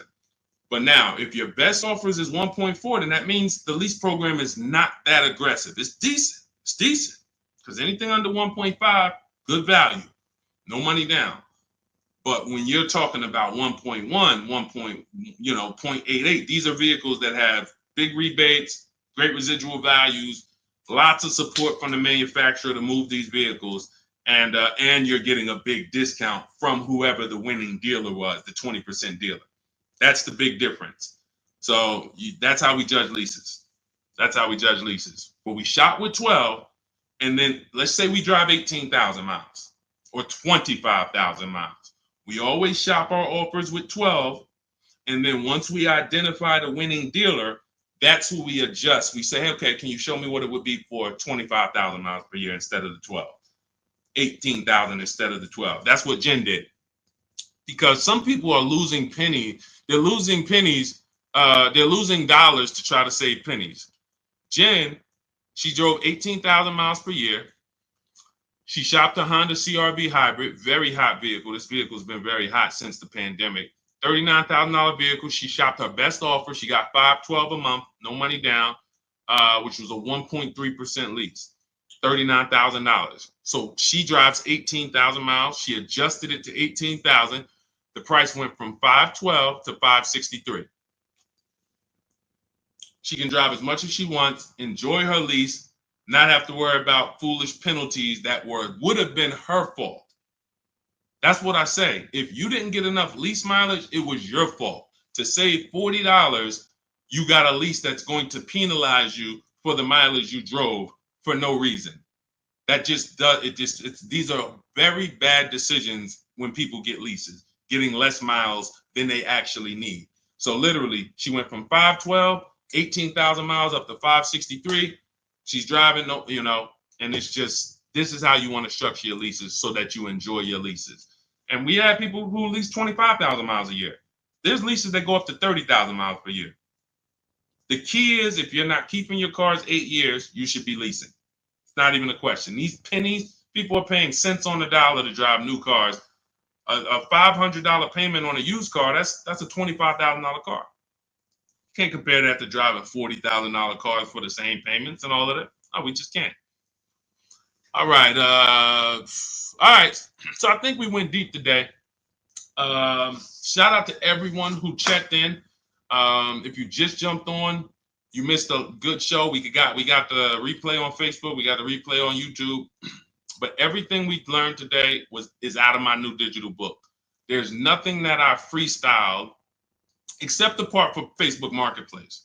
That's the part that I did. That's my unique strategy. It's not in my book.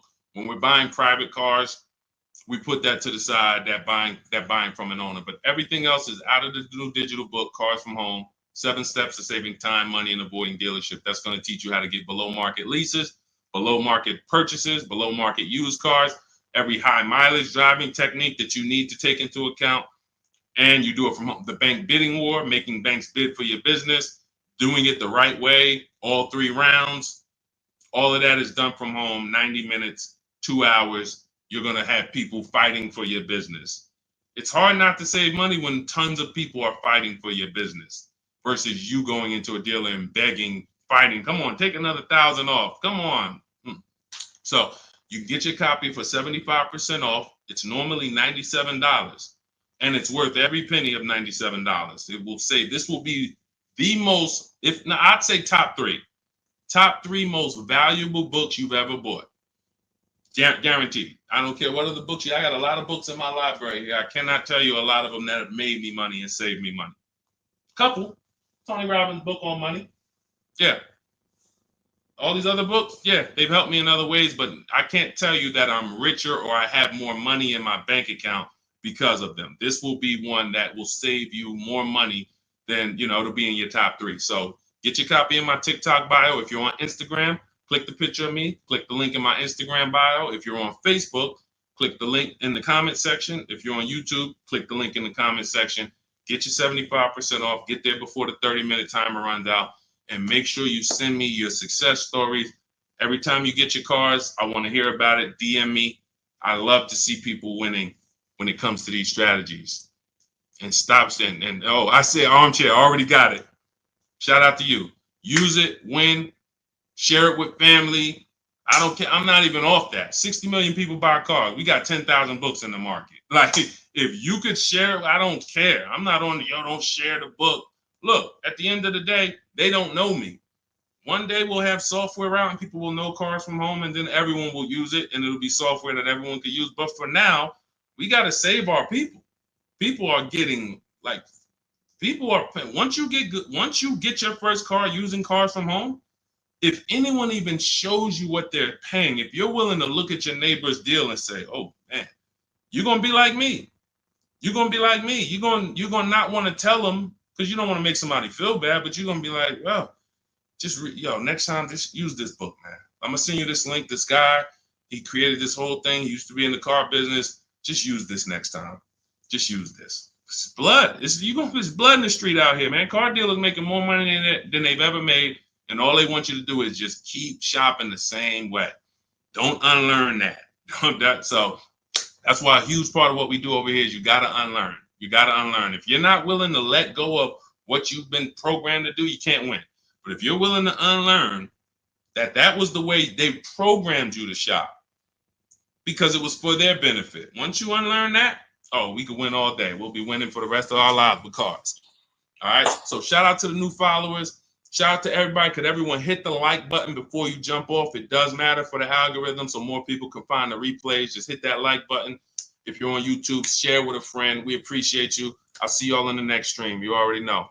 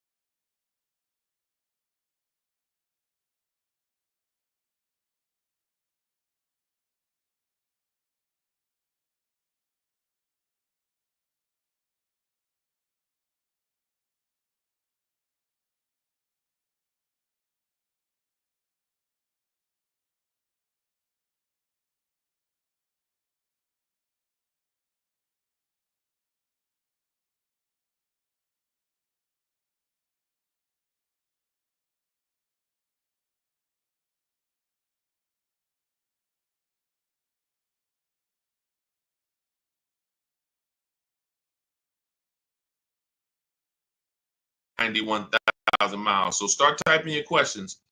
Welcome. It is my pleasure to welcome everyone to Car Shopping Questions and Answers. I'm your host, Deshone, the Auto Advisor. All we focus on doing here is making sure you have the online strategies necessary to get better car deals than everyone is getting out here. You may hear people saying there's no deals. There's tons of deals. When you know how to shop and know how to make deals compete, like we're about to be telling you how to do it, you're going to get deals much easier than you ever got them before. And you'll be wondering why you weren't shopping like this in the beginning. So we had our first question coming from TikTok. I want everybody to start typing your questions, and we'll get through as many as we can. But if this is your first time on the live with me, I want you to type the number 1. Welcome to the first time people. If you've never been on a live with us before, we appreciate it. We don't waste time here. We get right to the business. Okay. So somebody asked, is it okay to buy a car with 91,000 miles? It's a 2021 Nissan Altima. First thing you want to do is find out if this vehicle is a good car, even with the mileage or without. There are vehicles out there that are bad cars, whether they've been taken care of or not. You want to go to Google and you want to type in 2021 Nissan Altima reliability. Skim the articles. Just the first page. Just take you no more than 5 minutes. 5 minutes will protect you against all types of mistakes, all types of cars breaking down. Because if the car is a bad car, it's in the DNA. It's in the DNA. There's nothing you can do. The first owners could have took care of it, maintained it, did all changes when they were supposed to. That car has a bad DNA, and this is how we find out. Go to Google, type in 2021. Always put the year 2021 Nissan Altima longevity.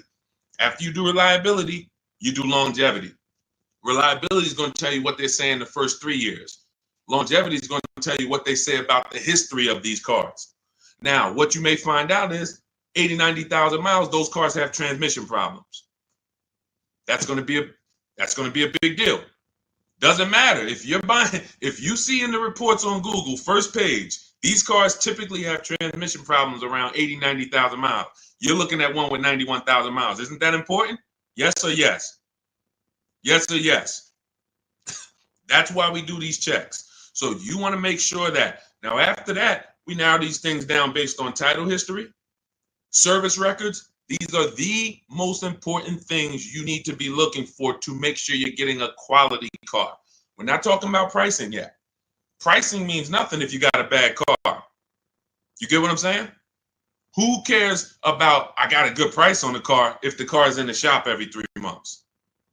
Who cares, I got a great price on this car. I paid less than everybody. It was a below market price, but it's breaking down on me every 6 months. So these are the steps we take to make sure we're not getting a bad car. longevity check, initial quality check on Google, and then we're narrowing our search down. These cars better have great title histories. We don't want rebuilt titles, salvage titles, frame damage titles. Now we move into service records. That's why we only do Carfax. Carfax is the only vehicle history report right now that shows you service records. You do not want to buy a vehicle that has gaps in service. Doesn't matter what they tell you. Oh, I changed it myself. I changed the brakes and oil myself. Sorry, not good enough for me. That shouldn't be good enough for you either. Because if you can't prove that they serviced that car, not only are you taking the risk, one day you're going to turn around and sell it, unless you drive it to the wheels fall off. But even then, you might sell it for $4,000, $5,000, $6,000, whatever. You don't have service records. That hurts your resale value. Versus getting a car that was serviced, taken care of. Thank you, Joe. Now you get it, you service it, take care of it. Now 7, 8, 10 years later, you're selling it to the third or fourth owner, and they can see service records from the moment the vehicle was bought. So these are the things, and this is everything I'm teaching is inside my new digital book. Some of you have Googled it. It's called Cars from Home. 7 Steps to Saving Time, Money, and Avoiding Dealerships. It's 5-star rated all over Goodreads. Thank you to everyone who's written a review about it or rated it. So you can see it. You can get your copy of the book for 75% off. That's my welcome offer. That's my book launch offer. 75% off for 30 minutes. You go to my TikTok bio, click the picture of me, go to my Instagram bio. You'll see a website. Get your 75% off, get your book, and then come back to the show.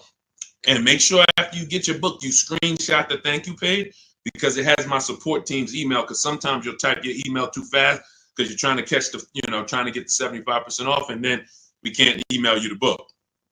Also on that thank you page is the link to open your book too. So YouTube, we have a link pinned for you in the comments, and then Facebook, we have a link for you guys to get your 75% off. So let's go.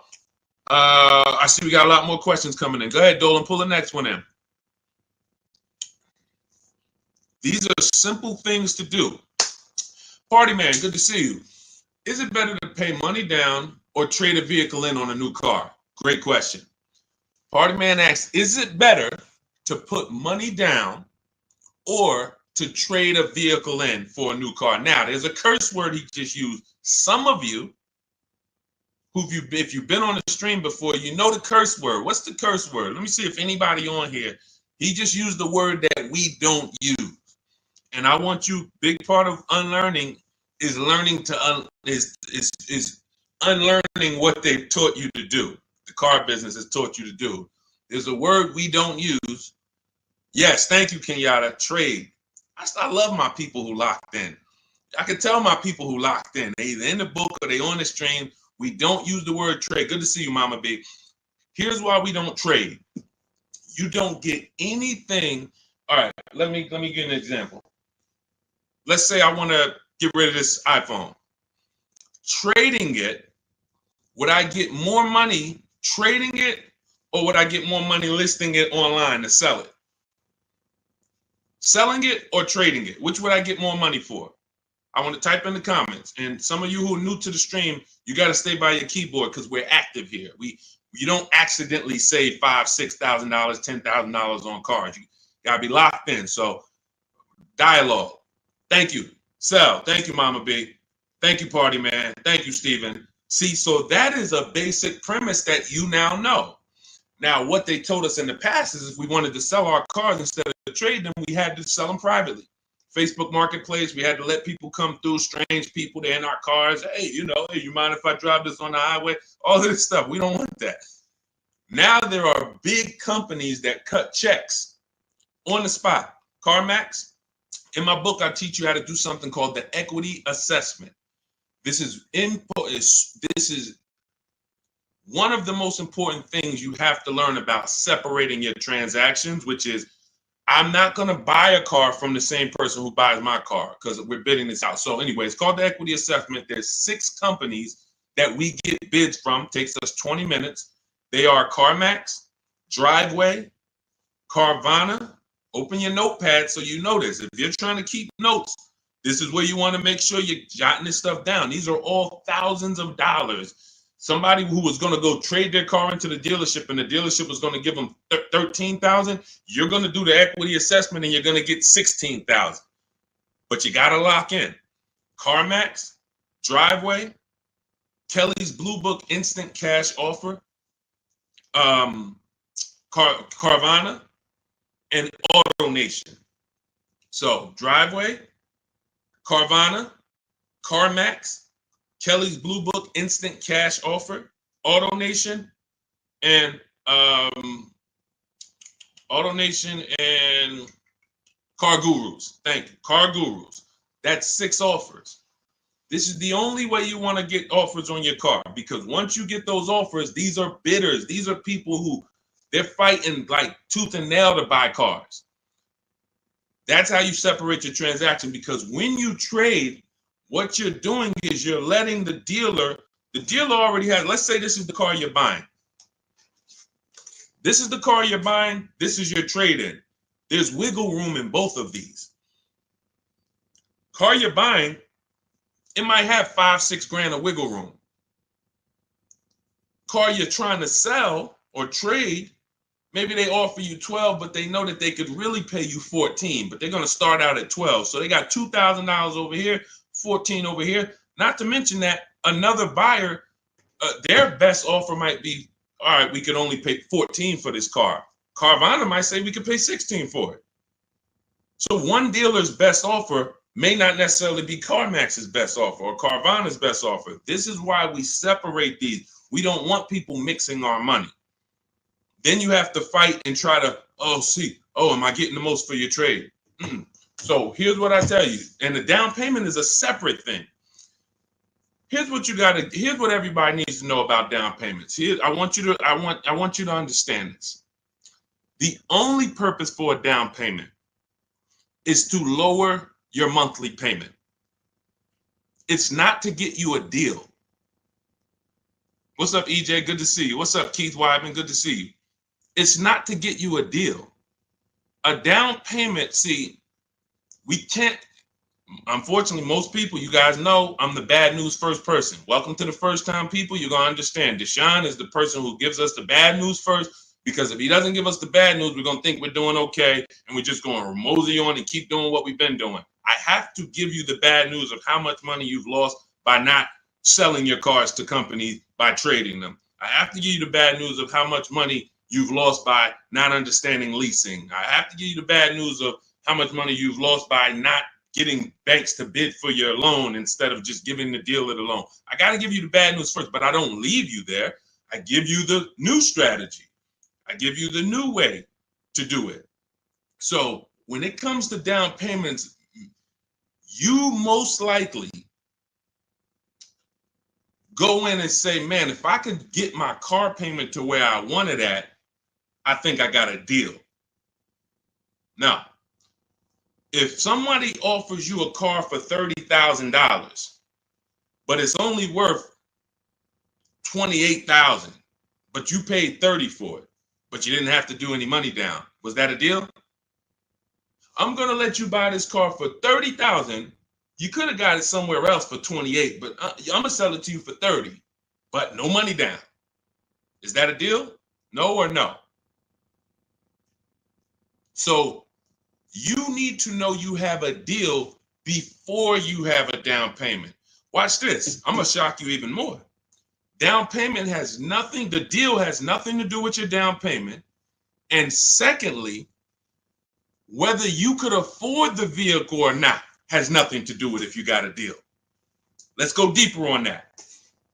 Let's say we all of us, we're in a Bentley dealership, right? Everybody, we're all in a Bentley dealership. We're looking at a $200,000 brand new Bentley, never been driven before. It's right on the showroom floor. They say, hey, good news. Today we got to liquidate. We're going completely out of business. We're out of business.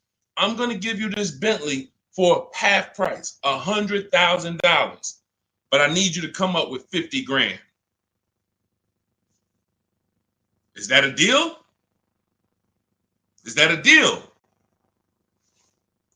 Look, brand new Bentley, $200,000 on the sticker. They say, oh, we're going out of business. We got to get rid of this. I give it to you for 100 grand, but I need you to come up with 50 grand up front. Is that a deal? Thank you, Jewel. She's like, yes, absolutely. Now look, can we afford it?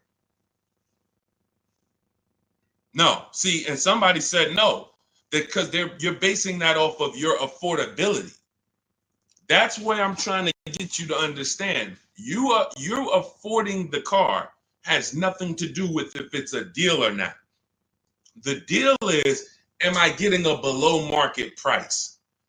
Is this dealer selling me this used car lower than any other Honda Civic that I could have found? Is this dealer selling me this Ford Explorer lower than any other Ford Explorer? Is this a below market deal? Doesn't have anything to do with down payment. Down payment is just, all right, I'm going to get a loan and I want my payment to be a certain place. See, they and look, I'm a former car salesman. I'm only talking about the wolves. 80% of the people I work with, 80% of the dealers was wolves. 80% of car salesmen in this industry are wolves. That means they will put you in whatever deal makes them money, and you're second. The 20% though are the good people. You don't want to, what they do to you is make you think that if I get your payment to where you want it at, you should be happy. You got a deal. What I'm telling you is now, what's your action steps from now on? You're going to separate your who you buy your car from who you sell your old car to. And you're going to separate where you get your loan from who you buy your car from. These are three separate transactions. So what you just said, Party Man, to wrap up your question, you're asking, and you didn't realize this, you're asking about three transactions. You say, is it better to put money down or trade in a vehicle? Money down, that's between you and your bank. That's between you and who you're getting your loan from. You and the credit union who's giving you the loan. Hey, I found this car over here. They're selling me this car at a great price. I already made sure of it. I shop competitors. I use what Deshone teaches. I got 5 offers. I saw a lot of options. That car is a great price. Boom. Now, let me go get my loan. Car dealers, credit unions, banks. Hey, I want to buy this car over here. It's $29,000. Here's the sheet. Here's the buyer's order. All the details. What do you need? What's your rate? Now you can go to credit union. What's your rate? Bank of America. What's your rate? Hey, Wells Fargo. What's your rate? Navy Federal. What's your rate? Okay. Bank of America, you're the best. Now, what's my payment on that car? Well, right now your payment's going to be about $609 at that price, financing it with no money down. All right, I think I want my payment to be around $500. How much do I have to put down? Well, you're going to have to put down about $6,000. You're working this out with the bank, not with the dealership.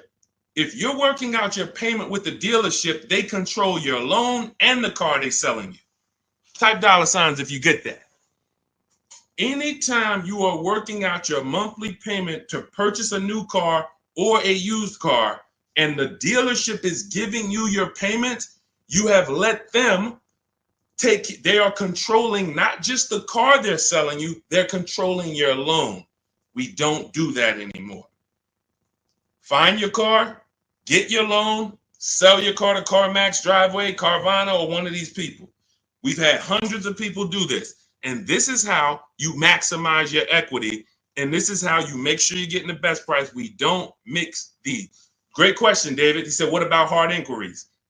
In my book, I teach something called the bank bidding war. Now, what you've been taught, don't let a bunch of people run your credit. Do not let a bunch of car dealers run your credit. The bank bidding war, anyone who wants to verify this, you just go right to Google. Type in rate shopping, Experian. Experian's a credit bureau. They have an article, they literally have a blog post that they wrote telling you that within a certain period of time, they say 14 days to 45 days. So we do it in 2 days. When you get my book, you'll see the bank bidding war blueprint I give you, teaching you how to make banks and credit unions bid. Takes 2 days, sometimes 1 day, because we do it after we solidify our best deal on a car. Now we're getting bid. if you do it within the rate shopping window, you can have 10, 15 dealers run your credit, and it's going to affect your score like one hard inquiry. So if one hard inquiry would have dropped your score 10 points, 15 banks competing would drop your score 10 points. But what the banks want you to do is the banks want you to just hey, come get your pre-approval here. Who's realized that pre-approval is the buzzword over the last 2 years, 3 years? I'm gonna get pre-approved. Check this out. The banks are on to you. The banks are on to that. So what they wanted to do to keep you from shopping their competitors, that's the whole game. If you're not seeing it already, we're 15, 20 minutes into this stream. If you can't see, the game is from dealerships and from banks to keep you from shopping their competitors. Now, what do? Get your pre-approval here. Now, they used to offer pre-approvals with a soft pull, but now they're like, you know what? Let's start locking the people in. They do a hard pull pre-approval. Now what they give you is a check to go and shop, but you have a hard pull on your credit, which means you've already started the rate shopping window, and the pre-approval has what on it? An expiration date. What happens when that pre-approval expires? This is your credit union that you thought, this is my friend. These people are trying to lock you in and trying to keep you from competing. What happens when that pre-approval that you got that says good for 30 days expires? Got to go get another one, right? So what does that mean? Another hard pull, right? Exactly. These are the issues with the way banks want you to shop. So everything we're doing is bringing competition to our car deals. Everything we do, when we're getting bids for our car, competition. I want a bunch of people competing for the car you're selling, not trading. When we're getting bids for our loan, I want a bunch of banks competing for our rates, not just one, not just the dealership. Then when we're buying a car, we're getting multiple offers. And here's the best part, not just the money. We do this from home. We do this from home. In fact, there's no way you can do this unless you're at home.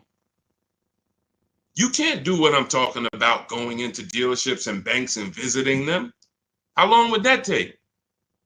That's why my new book is called Cars from Home. It's simple. Cars from Home. That's what you want to focus on. So, a couple things we just hit on. Party man, separating our transactions. Who you sell your old car to is different than who you're going to buy your car from, is different than who you're going to get your loan from. In each one of those three transactions, we are using online, the internet, to bid them out. Bidding out who we sell our car to, bidding out who we get our loan from, bidding out who we buy our car from. That's how we get deals like this. Some of you, if you're on YouTube, you can see this.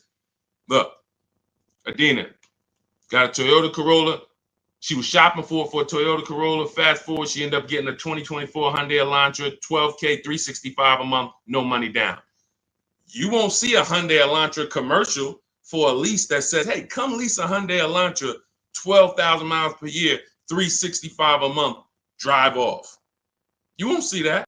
You'll see come lease a Hyundai Elantra, $249 a month with $3,600 down plus tax and fees. You got to put around $6,000 down and you could get a $350 payment. She did it with no money down, getting bids, staying at home, using what you're going to learn in my book, using my copy and paste strategy. Now, look, you could do it on your own. You want to call around, talk to dealerships, get prices. But here's what I'm telling you. You must shop competitors. You are not going to save the big money. You're not going to get deals like this. Look at Melissa. Equity assessment. Perfect example of someone who did a proper equity assessment. What's up, Noel? Good to see you, Noel. Nathan, good to see you, Lessa. I took possession of a 2025 Honda Pilot EXL before finalizing my lease. Look, my best offer was on my 2018 Sorento, gave me $12,000 in equity from Carvana. She didn't trade. Now here's what we do. Bonus, which she ended up winning. After she found the dealer who sold her the Honda at the lowest price, she asked them, "Can you match or beat the offer I got?" That we do. There's nothing wrong with asking the dealer, "Hey, the one you're gonna buy the car from, they won the bid. Hey, I'm gonna sell my old car to CarMax. Hey, they're giving me 12. If you could match it, I'll do it with you." Sometimes they're like, "Hey, you know what? Let's find a way to get that car." And then most times it's not going to work that way. They're going to be like, "Man, I can't pay you that. I can't pay you what Carvana's paying. I can't pay you what they're paying." That's fine. But she won. The dealer said, "All right, I'll match it." Gave her the $12,000 that Carvana was offering, and it was just like, this is what you do. This is how you do it. Separating your transactions, getting bids. All right, let's go. Keep typing your questions in. We'll get to as many as we can. But one thing y'all got to know about us, we don't do quick answers here. This is car buying. So I'll try to get through as many as we can. But, we got to go deep on some of these. Go ahead, Dolan. Pull the next one in. What's up, Yessie? Good to see you. Flo, what's up, Mitchell? Kenyatta, good to see you. Do previous book buyers get an update? Everybody who gets a book gets an update every time I update the book. And I've updated the book probably 5 times since I wrote it. Because we get new websites that come in, we get websites that go out of business. I update the scripts. In my book, I have copy and paste scripts. We don't talk to dealers. Who doesn't like talking to dealers? Who does not like talking to car salesmen? Let me say, I might have a bunch of people on here who love it. Deshone, I love talking to car salesmen. It's my thing. I get a thrill out of it. I'm not. We get people. Listen, when I was in the dealership, it was people every now and then. They like popping in the dealership. Every 3 weeks, they're back. Hey, let's talk again. It's like, what? You like this? This is the people like that. All right. For those of you, Clarissa, I see you. Mrs. Dixon, I see you. Kanisha, I see you. If you don't like talking to car salesmen, type me. Let us know. Look, somebody said I hate it. Look, Valerie, hate it. These are my entire system in Cars from Home, my book, in what I'm teaching you here, does not require talking to car salesmen about numbers ever. Ever. You are either going to be emailing them or you are going to be talking to a manager. The only time we are talking to car salesmen is when we are there for our test drive. And even in my book, I teach you how to properly schedule a test drive so that you don't get the worst car salesman. Who's ever had a salesman that they talk to on the phone? "Hey, I'm coming to drive a Toyota Camry, the XLE. You got one?" "Yeah, yeah." You got the wrong dude. No professional says boss. I'm just telling you. I know this. I know this industry. If you get a dude like, "Yeah, boss, I got you." Wrong dude. In my book, I find out, schedule it with him. And some of you know, they're laughing because you know I'm right. Very hard to get great service from a guy who calls you boss. Females are like, "Yeah, man, I'm guy calling me boss. I'm a woman." It doesn't matter. You don't call anyone boss. My name is this. So anyway, when you schedule your test drive with someone who's reliable and dependable, you get there, car's ready. What do you mean we don't talk numbers there? Never. I'm shopping. In my book, you learn something called shopping, not buying. We don't mix those. You've been taught. See, you go out, "Hey, I'm shopping," deciding what you want. I'm looking at options. I'm test driving. I'm exploring. This is what shopping is. Decide, "Oh, I want to look at the colors." Okay, all right, I'm going to drive the Chevy. Then I'm going to go over shoot to Honda. All right, I'm going to see which one I like better. Since I'm about to make a decision, some of you more. Hey, I'm going to take the time and look at the product, considering that all of these companies are trying to sell me a car. Let me at least go explore it. That's shopping. Buying is different. Buying is, I've decided what I want. Now let me get offers.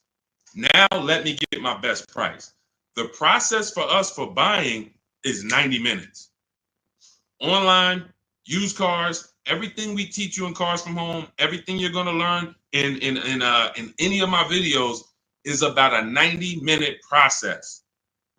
We are not doing the things that take time. We're not in dealership. You never saw me make a video and say, well, after you've been at the dealership for your 6 hours, this is what you do. You get up and walk away and tell them, hey, you guys are wasting my time.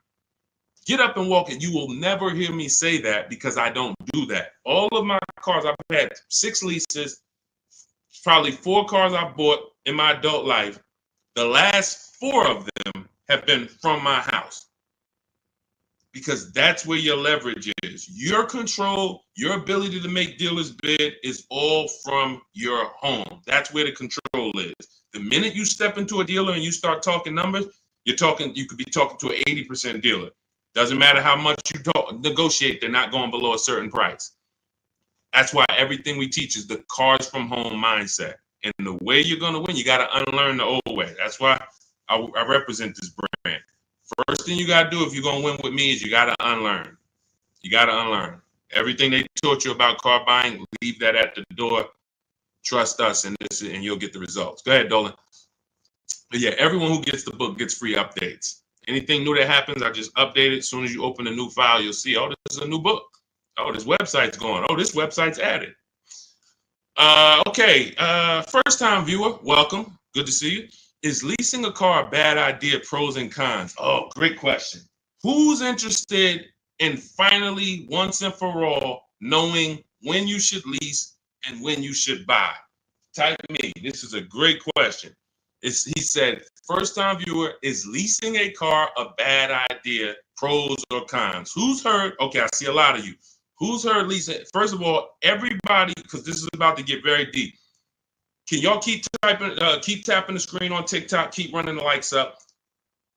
This is a big deal. Most of you have been taught, because I know I was in the dealership 14 years. I know you were taught never lease cars. In fact, you got big influencers that got big voices that say never lease a car. Everybody on Instagram, everybody on Facebook who shares, could you hit that paper plane or hit that arrow and share this with your friend? Because your friend is about to actually go and make a bad decision. You don't even know. God, I didn't even know you was buying a car. Well, listen, did you follow this guy, Deshone? He talks all of this stuff. Well, you didn't share him with me. I didn't know about him. Now look, this is what I'm paying. So share this with your best friend. Hit the share button because we're going to go deep on this. So this is step 1. Step 1 in the car buying process is deciding whether you're going to lease or buy. I see y'all running the likes up. Shout out to everybody tapping the screen. Appreciate you. Step 1, before you think about trading your car, selling your car, before you think about what car you're going to buy, before you go test drive, step 1 is, am I going to lease this car or buy this car? Why is this so important? All right, let me use something better than this. Oh, we can use this. Now, what you're looking at is what I want you to picture every time you think about buying a car. This is the unseen expense. It's called depreciation. If you buy a car today for $40,000, you don't drive it 1 mile, just park it right outside your house. Park it right outside your house for 1 year. Come back a year later. Is the car worth $40,000? Pay attention. I'm talking to the people that's locked in. Listen, you distracted. You trying to get car advice that's going to save you thousands of dollars, and then on your other tongue you watching, Dog the Bounty Hunter on the other screen. You're not going to win. I'm talking to the people that's locked in. So you bought the car. You did not drive it 1 mile. Come back a year later. Everybody said, no, you lost money. You lost money. It lost money. This is the unseen expense. The first step to understanding leasing is to understand this, depreciation. Let's go deeper. You buy the car for 40, drive it 12,000 miles. Is it worth less than if you drove it no miles? Worth less, right? Bought it for 40, drove it 20,000 miles. Worth even less, right? This is the depreciation curve. One of the biggest myths you'll hear people say about leasing is, I don't want to lease because I don't want to pay for the mileage. What you just learned in the last 20 seconds is, whether you lease or buy, you pay for the mileage, correct? From now on, this is step one. This is why you cannot get, and I want to be clear here, you cannot get a great deal if you buy a car, but you should have leased. You cannot get a great deal. And I'm going to explain that. Before we wrap, I'm going to wrap with that and showing you why. I don't care how much they sold you the car for, how much discount you got. If you should have leased, but you purchased, you cannot get a good deal. Your deal structure is wrong. You built the house on the wrong foundation. So now, who has a car in their driveway that they've had more than 8 years? I want you to type the number of years you've had the car into the chat. Only if you had it more than 8 years, not 5, not 4, more than 8 years. All right, Miss Dixon, just got my book. You use it. Congratulations. Use it. Way to go. Now, anyone who's had a car more than 8 years, type the number of years you've had the vehicle in your driveway. Okay, 19. I see you, Antonio. Serafina, I see you. 11. Valerie, I see you. 11. Okay, Miss Bells, I see you. 14. Nicole, I see you. 12. Okay, so all of you who had this, your depreciation curve, watch this. It looks like this. It looks like this. See, when you first get your car, you're losing value by the thousands. Every year you're losing thousands. But the longer you keep the car, depreciation looks like this.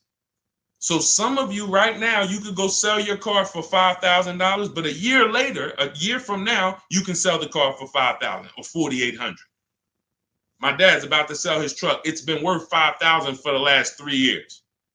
Well, during COVID, it was worth more. He could have got more for it, but for the last 2 years, that car has been worth about $5,000. Depreciation, he's beat it. How do you beat depreciation? 2 ways. Long-term ownership. In my book, I teach you the first step you're doing is asking yourself how many years you're keeping the car. I'm teaching you the 8-year rule. The 8-year rule says this: if you're not buying a car to keep it for at least 8 years, you should be shopping for a below market lease, not a regular lease, not these leases you see on the commercials. Those are not deals. Deals are not advertised to thousands of people. Deals are when the dealer doesn't want to make the deal, but he's signing it just because I need to sell this car. It's reluctant. Don't send more people in to pay these prices, but here, I'll do this for you. Don't tell anyone else. That's a deal. When you see a commercial, hey, everyone, 10,000 of you, come get this car for this price. That's not a deal. Not advertising this. So let's get back to this now. So now, here's where you are losing. In the 2-year, 3-year, 4-year, those of you who buy your cars, trade them in 3 years, you're losing. You're replacing a depreciating asset and when it's losing the most value. You buy it for 40, 2 years later it's worth 28. All right, let me get out of this thing. You lost. You buy it for 40, 4 years later it's worth 16, 18. Oh, let me get out of this.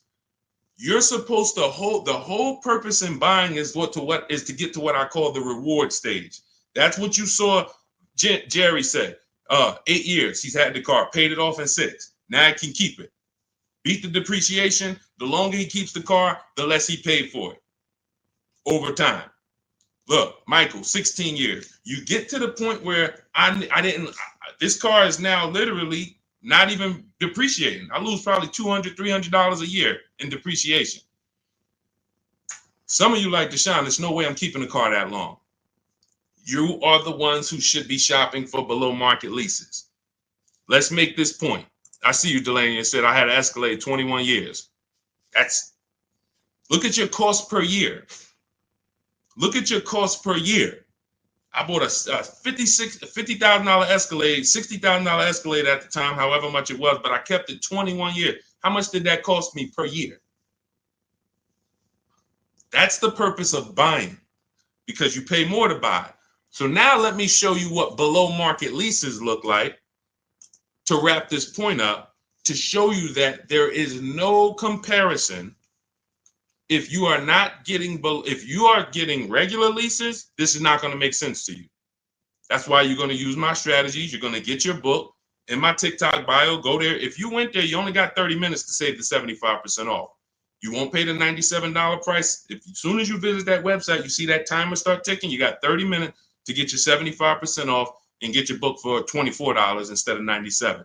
Now, it's still worth it at $97, but $24 is better.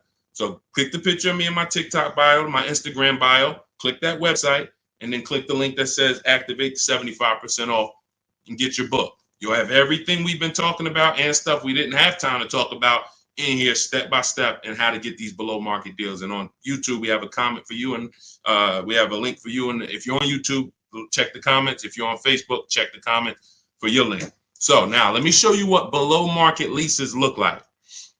So you take somebody like, let's go luxury, some Teddy. Teddy is, he got a $73,000 BMW. He got it for his highest offer was $1,123 a month. His best offer was $856 a month. Well, I told you, multiple offers. If you're not making dealers bid, you're dealing with the wrong dealers. You're not, when you go and say, oh, well, they told me to lease this car, it costs $600 a month with $3,000 down. That's one dealer told you that. That's why we get 5 to 7 prices from home. So that's what's called a 1.1% lease. Some of you may know the 1% rule with leasing. If you can get a 1%, if your payment is 1% of the MSRP, no money down, just giving them your first payment. No, what about the taxes, Deshone? No money down. First payment only. You're going to see all of these people I'm about to show you. They're not going to say, hey, and I gave them the taxes too, and it was 1%. No. All right, so look, somebody like Tope. Tope had a 1.2% lease, $690 a month on a $54,000 vehicle. Almost $55,000 BMW, $690 a month, no money down. Look, look how much she saved off the vehicle. Sitting at home. People in dealerships fighting. Come on, take off another $30. She's sitting at home. She said, look, I got $7,500 off plus another $1,000 from the dealer that bid. And every dealer is not even going to give you the $7,500 rebate. They won't even tell you. But let's go deeper. Look at Kimberly. $86,000 Maserati, $968 a month. She got $20,700 off on this offer here. $20,700 off at home. Look, you're not going to see the Maserati advertise, hey, come drive this new Maserati, $968 a month, $86,000 vehicle, no money down. You'll see, hey, come drive a Maserati, $799 a month with $5,000 down plus taxes and fees. End up probably being about 10 grand once you add it all up. Yeah, you'll see that commercial. You go sign up for that, they'll love you. Hey, I want the deal from the commercial. Oh, come right in, miss. Oh, Miss Jones, a letter. How are you? Okay, can I call you Miss Jones? Yeah, how fast can I get it ready for you? They love you. Go ask for the deal from the commercial. They love you. Look at Charles. Some of you have this vehicle. Hyundai Palisade, $48,000 vehicle, almost $49,000, $597 a month. No money down. Look, I reached out to 35 Hyundai dealers, and you're like, how do you do that? You might have just jumped on the stream. We do this all online. Takes about 25 minutes to reach out to that many dealers using the stuff in my book, copy and paste scripts. So he had 35 Hyundai dealers, got 10 quotes back. Offers range from 1.2 to 1.6. He said, I never thought I'd be able to afford this car that is almost $50,000, because up until he learned what you just learned, I'm not keeping my cars 8 years. He was buying them. But now that you have the understanding of this and the unseen expense, and you now have a depreciation, whether I buy or lease, I pay for my usage. Whether I buy or lease, if I drive 20,000 miles, it costs me. Which one's going to cost me less? And when you get below market leases, it costs you less. Or when you do like what we spent time shouting out Michael and Antonio and Serafina and Valerie and all of them. So you're either going to go the long run, the distance, get your deal, keep it till the wheels fall off. That's how you're going to beat depreciation, or you're going to get below market leases. But now, $48,000 vehicle, $597 a month, a $50,000 vehicle. This would normally, and let me ask you guys this. Some of you know, every $5,000 on a car loan is about how much per month? So we can show everyone who doesn't know this how much if he had bought this car, and this is the reason why he said, I never thought I'd even be able to drive this car. Every $5,000 per month on a loan, on a vehicle, is about how much per month?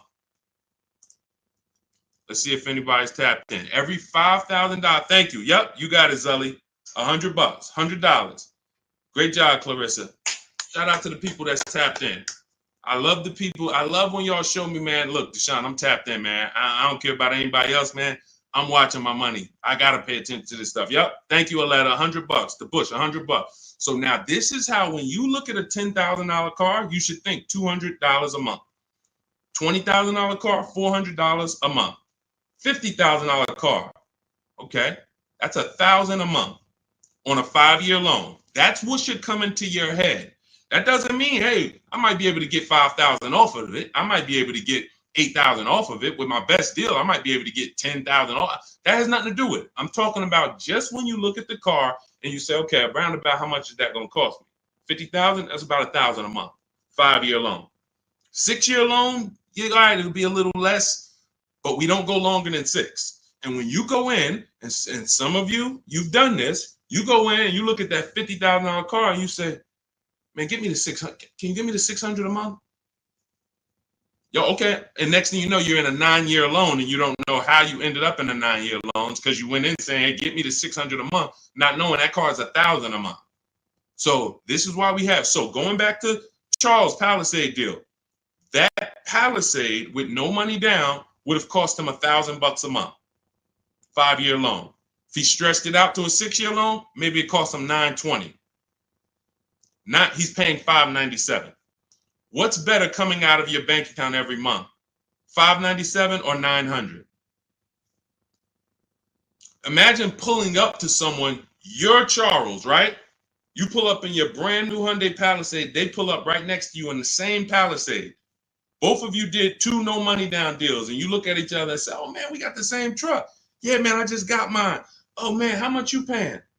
Yeah, man, I know this expensive. You know it. You know this expensive, man. Yeah, I'm right about. I'm close to $1,000 on it, but I no money down though. No money down.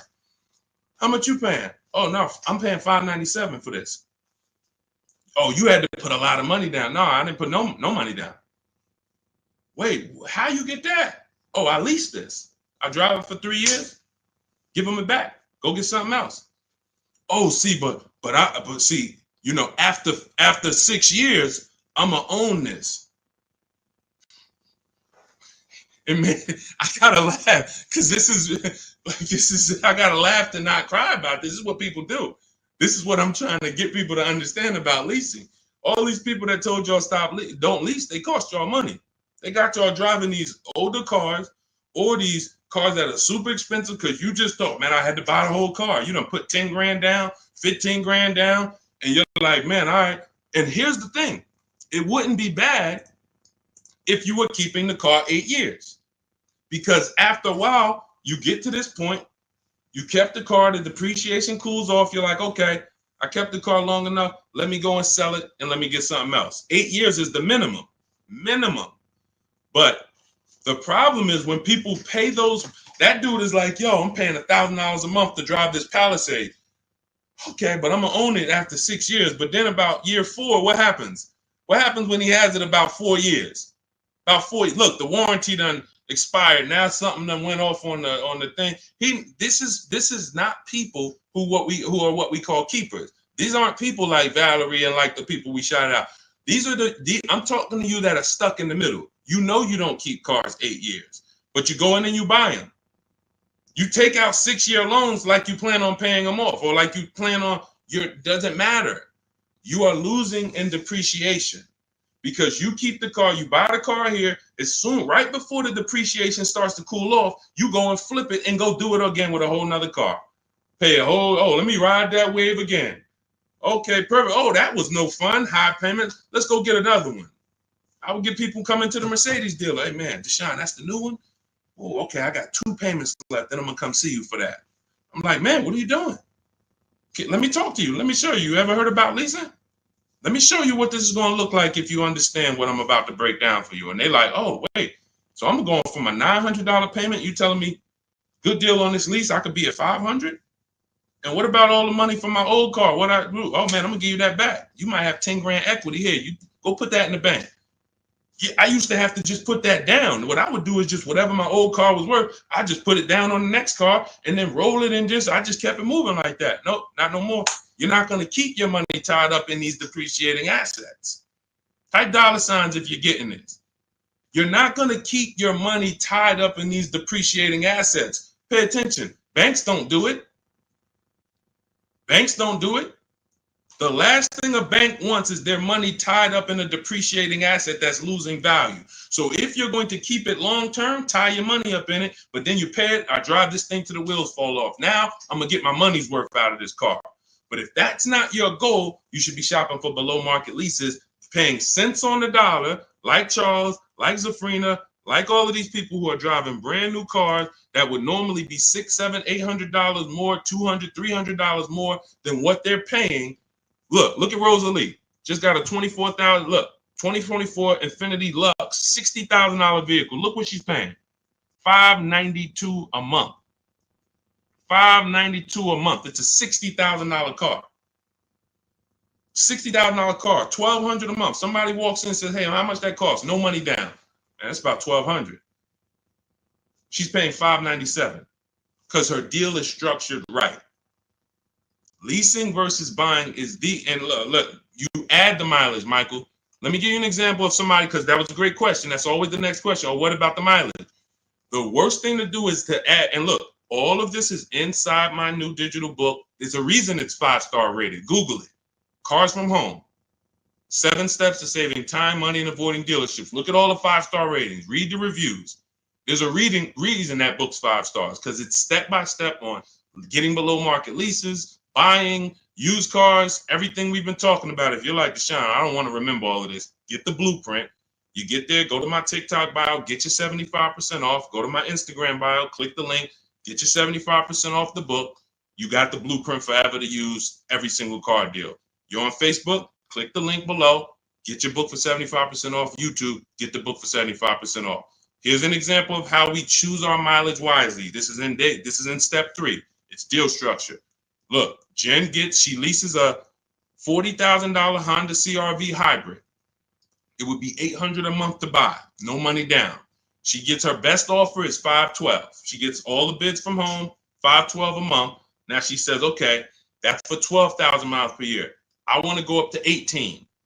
After we get our best offer, that's when we go to the dealer, or we email the dealer who sent us the best offer. Hey, congrats, you beat everybody. Can you show me what it is for 18,000 miles per year? Can you show me what it is for 20,000 miles per year? She bumped her payment up. They said, okay, Jen, if you go from 12 to 18, you go from $512 a month to $563 a month. She said, done deal. $40 more, $45 more. I get to drive as much as I need to drive for $45 more per month, instead of me taking 12 like some people do. Oh, Deshone, I'm 7,000 miles over on my lease mileage. What should I do? Why did you take a 12,000 mile a year lease? You know you don't drive 12. To save $40? Now what's going to happen is you go over by 7,000 miles and you're taxed 25 cents per mile. It's going to cost you way more than you would have spent just getting it up front. Part of having a great lease experience is choosing your mileage wisely. We take that very seriously. We don't mess around and we don't do that. And because some people blame the lease, man, I'm not leasing again, man. I leased and I just got all these penalties for the miles. You chose the mileage. You picked the mileage. Don't blame the lease. The lease is an inanimate object. You told them, give me 10,000 a year, knowing you drive 15. Why? To save $40? Now you got a bad lease experience. You could have had a brand new car, great experience, always under warranty. If you would have just did what Jen did, adjust my mileage, give me what I need. So this is how you do it. There's no way you can get a great deal if you purchase, but you should have leased. It's no way. The numbers are so far apart. It's no way. We just broke down. Somebody pulls up in a $1,000 payment compared to somebody with a below market lease. It's a $550 payment. We are so far apart. It's going to take you years to catch up to me because I'm saving $400 a month less than you. That means next month I'm up $800 on you. 3 months I'm up $1,200 on you. If my payment for the same car is $400 a month less than you because you decided to buy and I'm leasing and we're driving the same car, $400 times 12 times 4, $4,800 a year is in my bank account and it's in your car. And we have the same car.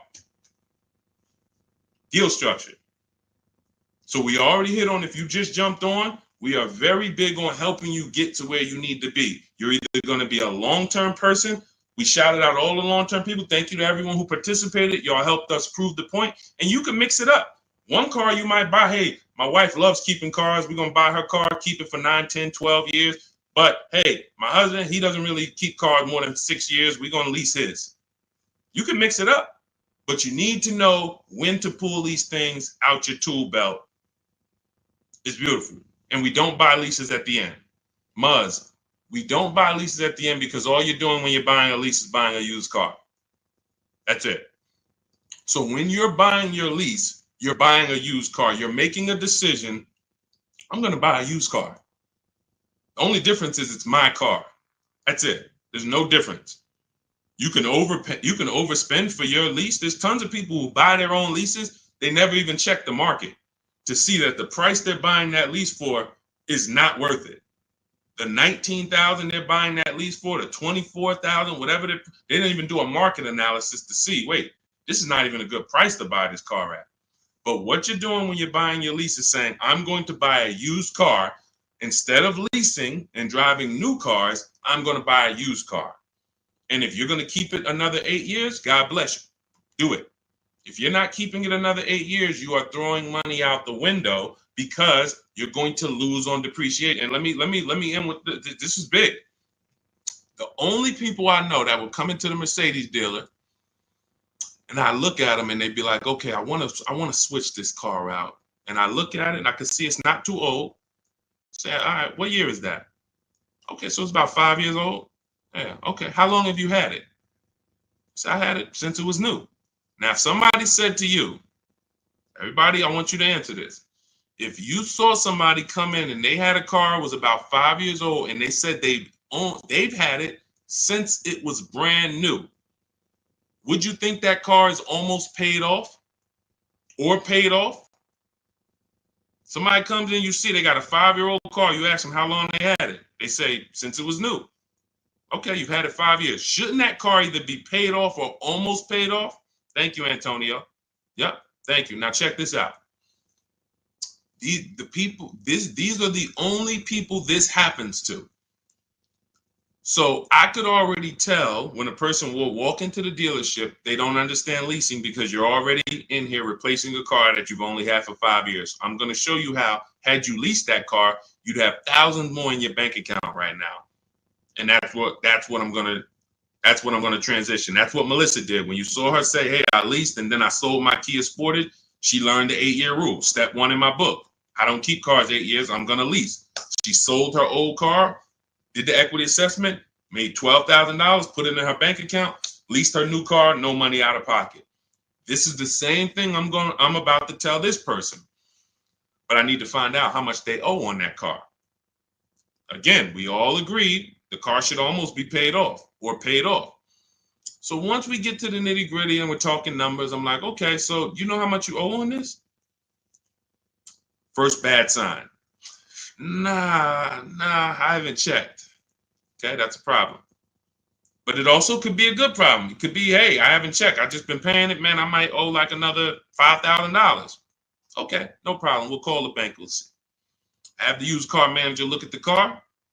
I'm like, okay, I'm going to tell this person about leasing because they obviously, I asked them, they're not going to keep the next car more than 8 years. They're going to do the same thing.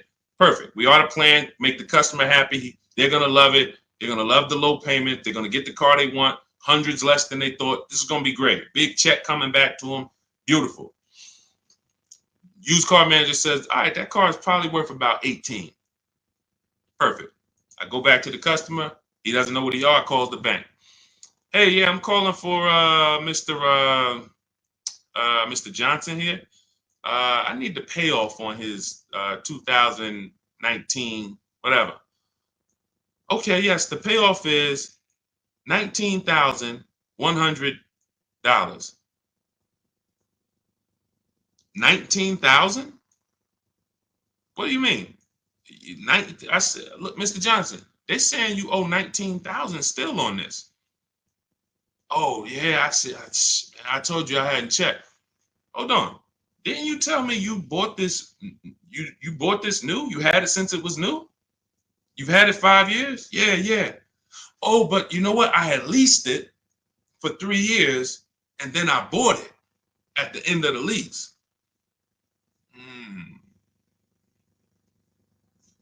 That's the culprit. Because you leased the car for 3 years, and then to get a payment similar, you usually have to take a 5 or 6 year loan. Most people, when they buy their lease out, they take a 6 year loan because they like the payment. You leased it for 3,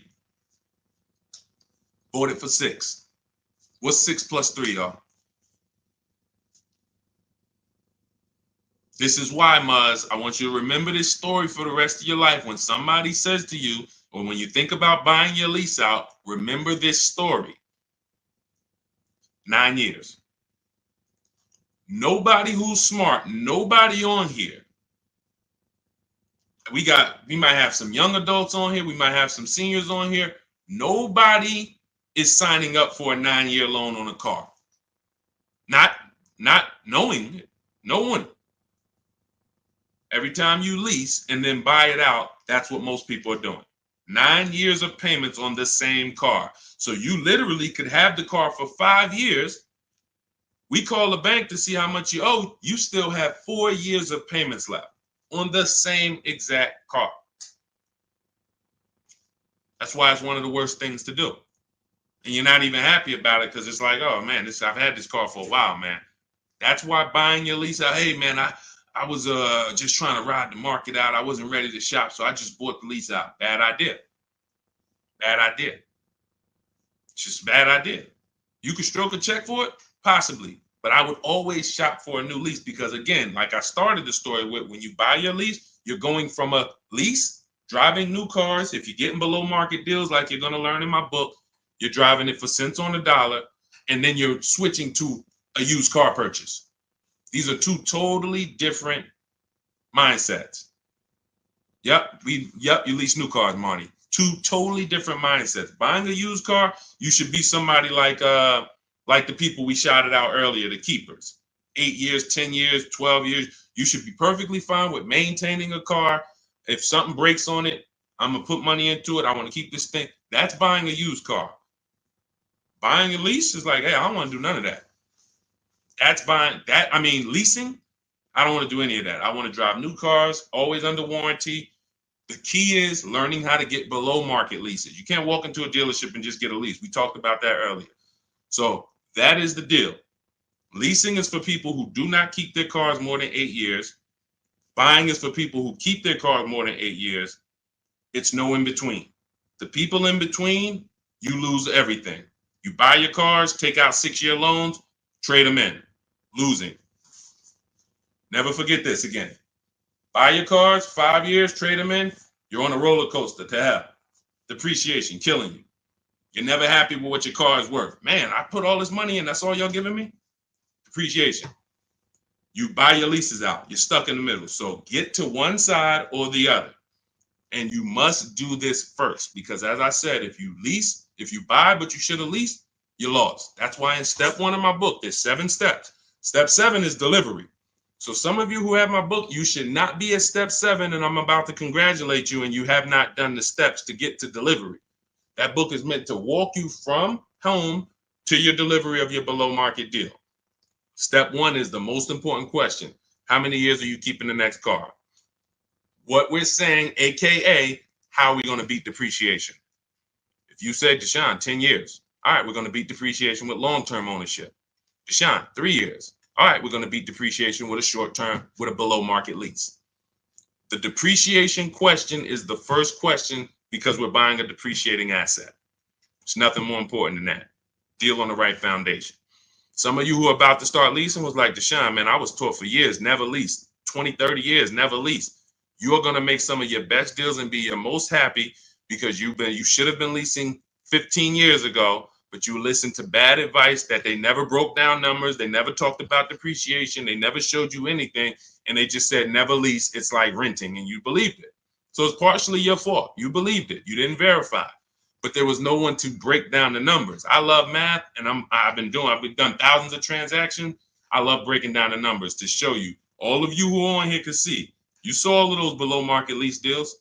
Buying those cars are nowhere close. Even if you bought a pre-owned version, nowhere close to what these people are paying. So that is the key. All right. All of this is in my blueprint. All of this is in my new book. Some of you like, you're like, I don't want to remember all this. It's no way you're going to remember. I'm going to remember all of this, Deshone.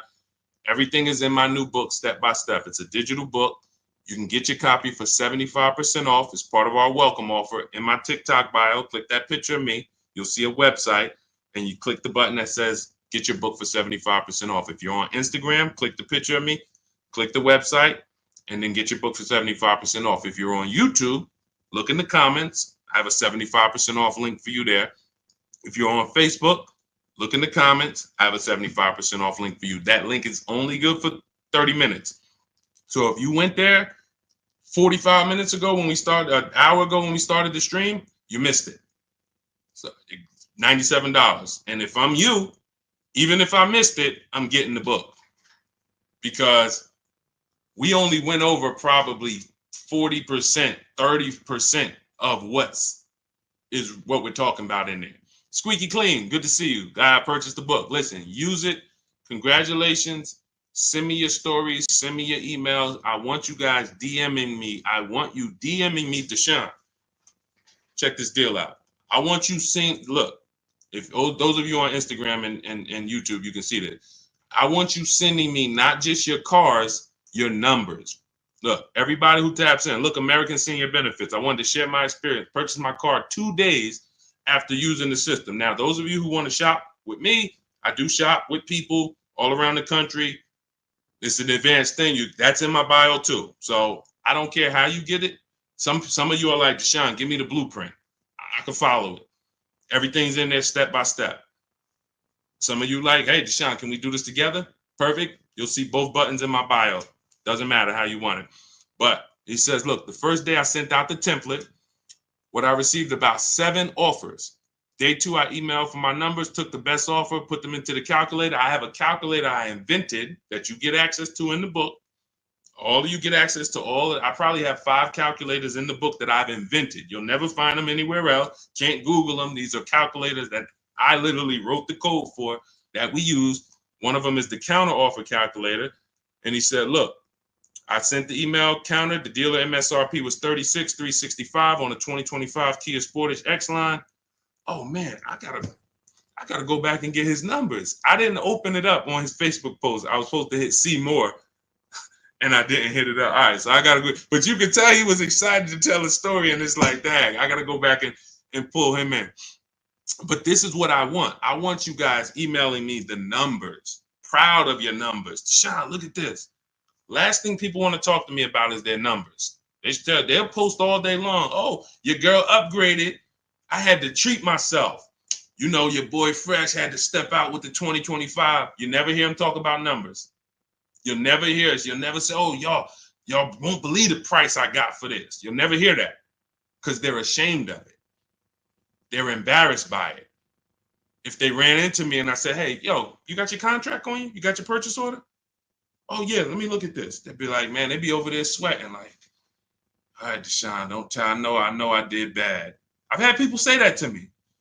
You know, man, I know I did bad. I'm like, listen, man, don't beat yourself up. I just want to see you do better. I want you knowing, why would you go work hard and then go get this beautiful vehicle and not have the confidence to know you paid less, the lowest price you could have? You shouldn't be ashamed. This is a treat to yourself. But because you didn't know how to shop, you're ashamed. Or we're not doing that no more. You're gonna know how to shop. You're gonna be emailing me, Dad, Deshone, I got 6 offers. Deshone, I looked at all these pre-owned cars. The dealer that had the best one, I saw all the service records. I saw the true value discount. I got the price of it when I was new. It was no bogus. It was an hour and a half away. I had to drive an hour and a half away to get it. But look at what I got. And then I let the banks bid. And then, you know, my credit union, you're gonna be like, numbers. You're not gonna be thinking about cars. You're gonna be just as excited about the deal you got as the car you got. That's where you're going. So shout out to everybody. Valerie, the link is in my TikTok bio. You got to click the picture of me, and then you'll see a web link right there. Click that link, and then you'll see a button that says 75% off new book, 30 minutes. Okay, same thing with Instagram. The link is in my bio. Instagram, TikTok, the link's in my bio. On Facebook and YouTube, the link is in the comments. So grab your copy, get there before the 30 minutes runs out so you can get it for $24 instead of $97. All right. God bless y'all. I will see y'all soon. All of that is answered in the book, Squeaky Clean. Don't worry about that. We protect credit. And you might have missed the segment where we were talking about the bank bidding war. All of this we do. You don't give. See, part of what we didn't even get to. Part of what you need to learn is you don't give dealers quotes. You don't give dealers credit to get quotes. We couldn't even go into that. Credit is not in my templates. We never give dealers our credit to get quotes. That's what the 80% will tell you though. Hey, Jim, we can't give you credit. Yeah, just fill out this credit app so I can give you a quote. They lock you in. We don't do that. All of that is explained in the book. All right. God bless you. I will see y'all in the next stream. Everyone who got your book, send me your success stories.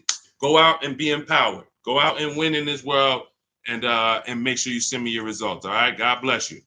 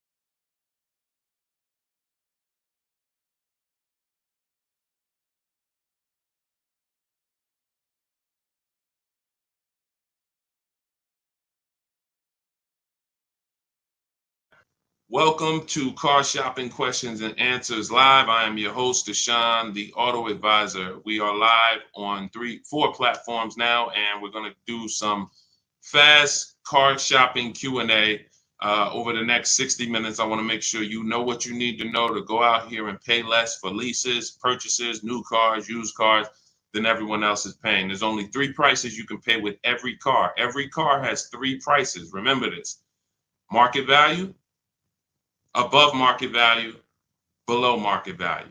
Every car has 3 prices. Above market value is reserved for people who can't negotiate at all. Market value is reserved for the negotiators. And then below market value is reserved for the people who put dealers against each other and create competition so that they can see the entire market.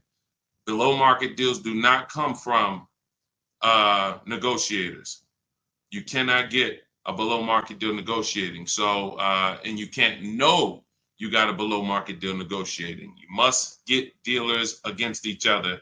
And that's what we do here. That's what Cars from Home is about. So start typing your questions. Who's car shopping now, or you will be over the next 12 months? Type me in the comments. Let me know if you are car shopping right now, or you will be over the next 6 months. Type me in the comments. I want you guys typing your questions, and we'll bring the first question into the show in about 10 seconds.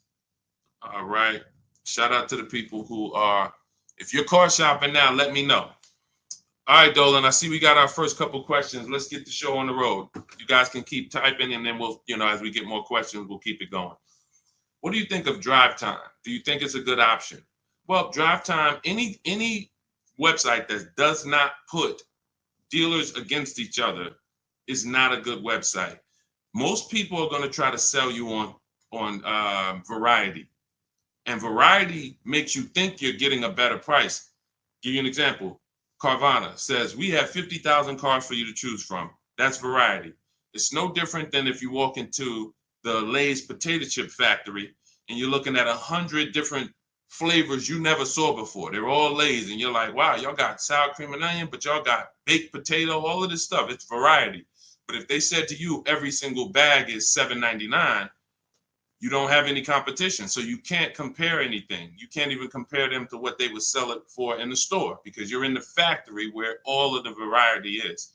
That's how most of these websites operate. It's strictly variety, but variety doesn't drive down prices. Competition does. So you want every car you're buying, leasing, you want to look at 100. You want to know within 100 miles of me who has a car like this and who's willing to sell it to me for. What are they willing to sell it to me for? Because this is not the Apple store.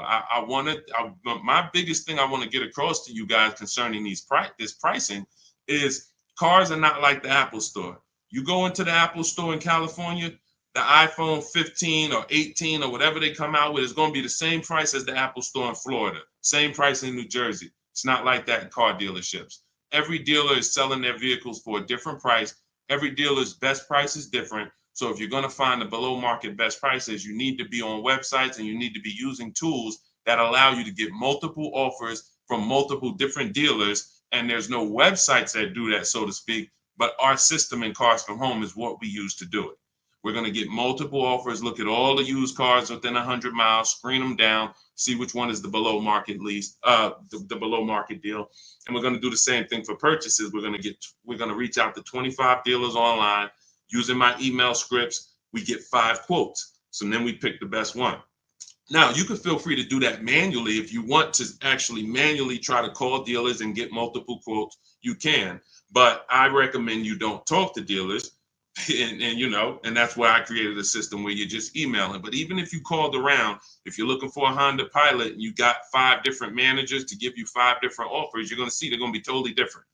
This one's going to be $29,000. This one's $31,000. This one's $38,000. This one's $32,000. Like, they're going to be totally different because every dealer has a different price, and 80% of dealers are overpriced.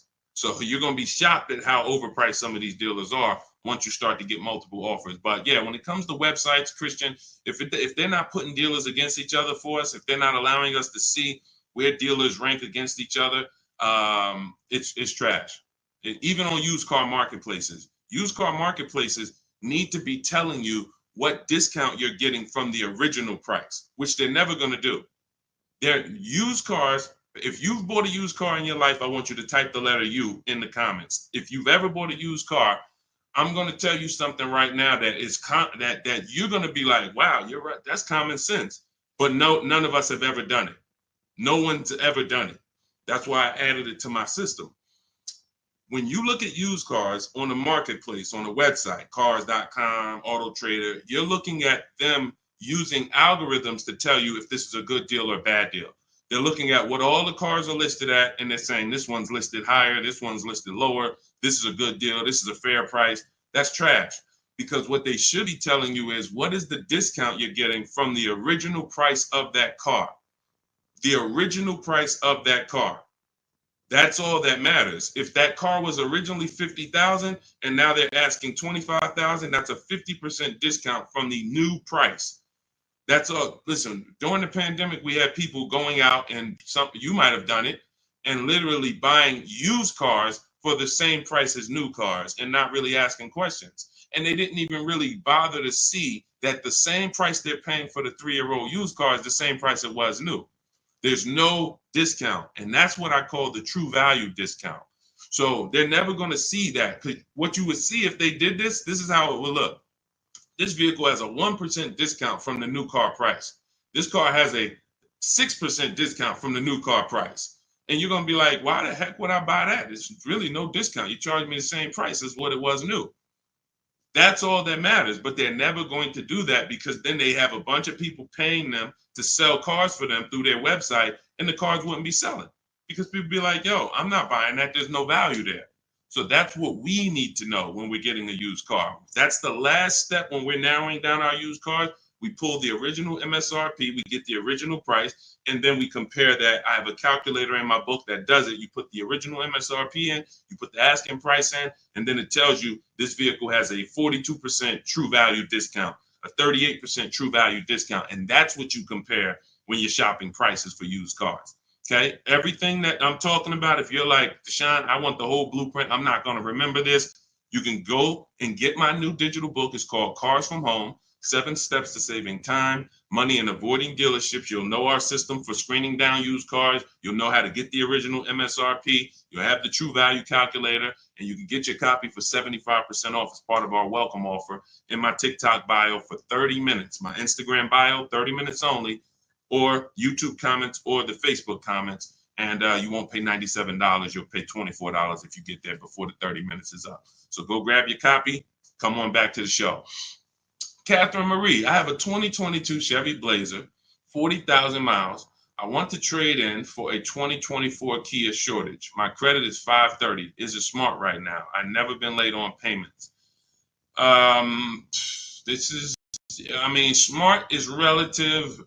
Why are you doing it? If you just got a vehicle, you're right now driving a vehicle that it's depreciating like this.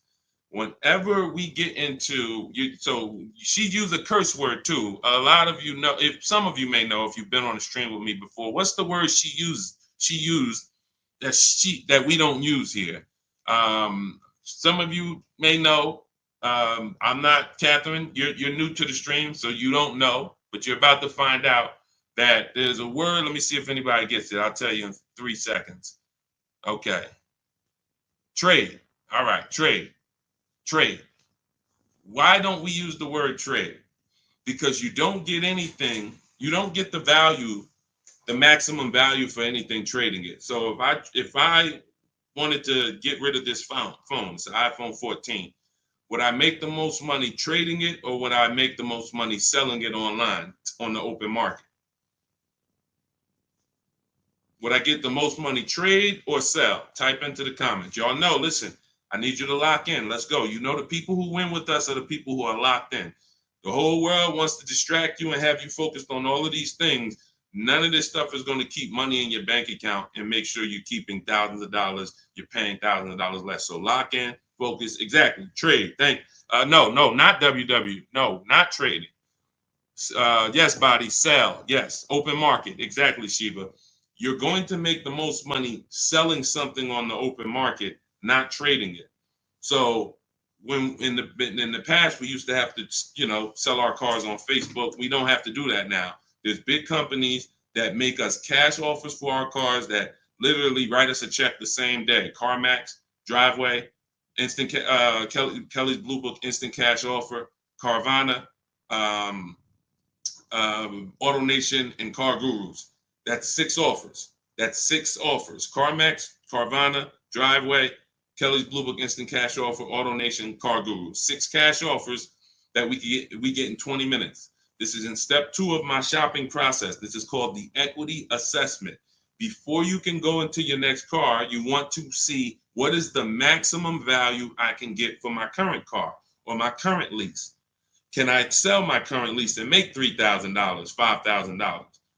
And if you didn't know you could sell a lease, type a question mark, because if you didn't know you could sell a lease, how much has that cost you already? Just not knowing that you can sell leases, just dropping them off to the dealership, and if there's $2,000, $3,000, $4,000 of equity, or like in the pandemic, some of us had 10,000 equity, 7,000. You're just giving it back to them, and you're wondering why they're saying, "Oh, good news, we could get you in this new car with no money down." That's because you have equity that they're most likely using for your car, because you don't know how to assess your own equity. So we do this ourselves. So when it comes to to me, you look like a lease person.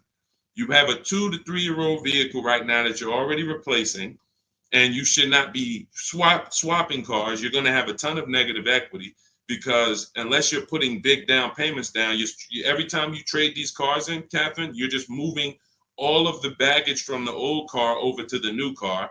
And so you should be leasing, but you're buying. Buying is for people who are going to buy their cars and pay them off and then keep them until the depreciation doesn't look like this anymore, because this is normal depreciation. This is why you buy a car for $40,000 and in 5 years it's worth $18,000 or $16,000. That's called depreciation. So, but you get to a point when you own a car where your depreciation looks like this. Your car, this is around 8 years. Now, your car today might be worth $10,000. Next year, it's worth $9,800, $9,200. It's not losing that much value anymore. But if you're not buying cars to get to this space, you're throwing money out the window, because you're losing thousands in depreciation. And then what you do is you're riding that sliding board of depreciation down to the bottom. And as soon as it's about to cool off, you say, "Oh, let me go get another car and let me ride it down to the bottom again." So you're literally replacing your vehicles in the point in time where you're losing the most money on the vehicle through depreciation. That's why you should not be buying. So now your credit is not in a place where you can lease. So what should you be doing? Building up credit to go into a lease. It's very simple. If I needed to lease, because leasing is going, and you'll see, we'll go over this in the stream. Leasing saves you a lot more money. For $530 a month, we got some people driving $40,000 and $50,000, $60,000, $40,000 and $50,000 vehicles, brand new with no money down. For those same payments, you're driving a vehicle that's less, but it's bigger than the payments. It's more about you not tying up your money in cars. That's what a lease is about, because you don't want to tie up money in a depreciating asset unless you're going to keep it a long time. Long enough to let the depreciation cool off. You're tying up all of that money. It costs a lot to buy. A $25,000 car is $500 a month on a 5-year loan. Meanwhile, like I said, $500 a month on a lease, depending on the car, can get you a $40,000 car or a $50,000 car. You don't believe what I'm saying? Look at Zafrina. Zafrina's paying $579 a month. She's driving a $65,000 car, $65,000 Jeep Grand Cherokee. Look, this is $512 a month, a $40,000 Honda CRV. This was Jen's best bid. Now, these are not regular leases. These are what are called below market leases. So these don't, I know what you're thinking, Deshone. I saw the commercials. They all say you got to put money down when you lease. All of that is a commercial. Those are not deals. So the point is, what you got to understand, Catherine, is your first thing is to see is to determine why you're buying. And if I'm you, I'm staying in that car and I'm getting my credit to the point where I can lease. You got a nice car. You have a solid car. You're going to switch that into a Kia. Your payment's going to go up, because if you go from that to a finance, another purchase, your payment's going to go up. You're going to have negative equity, and you're going to be no closer to leasing. So if you've never missed a payment, then you should be focused on getting your credit to about a 660, so that you can go. If you get to a 640 with a good payment history, you should be able to flip out of that Chevy Blazer into a brand new lease, and you can actually save money. Because if your payment has to be high. For a 2022 Chevy Blazer, you financed it, your payment has to be high. That's a $40,000 vehicle. So I'm guessing your payment is around like $700-800 a month. Depends on if you put money down, but you could be driving so much better car than that, or you could have a lower payment. So it's but you got to get your deal on the right foundation. Leasing is the foundation. Go ahead, Dolan. Leasing versus buying is the foundation. Most people are overpaying strict. It's not just they don't know how to make people bid. It's literally their deal is on the wrong foundation. They should be leasing, but they're purchasing. That's the problem. Negative equity all day long, high payments. They just always have them. What about with a low credit score? What is that? You're gonna have to. I need more info than that. I need more info than that. Like, relate that to your question. Are you trying to buy? Are you trying to lease? Like, what is? Give us a more detailed question, Santiago. Go ahead, Dolan.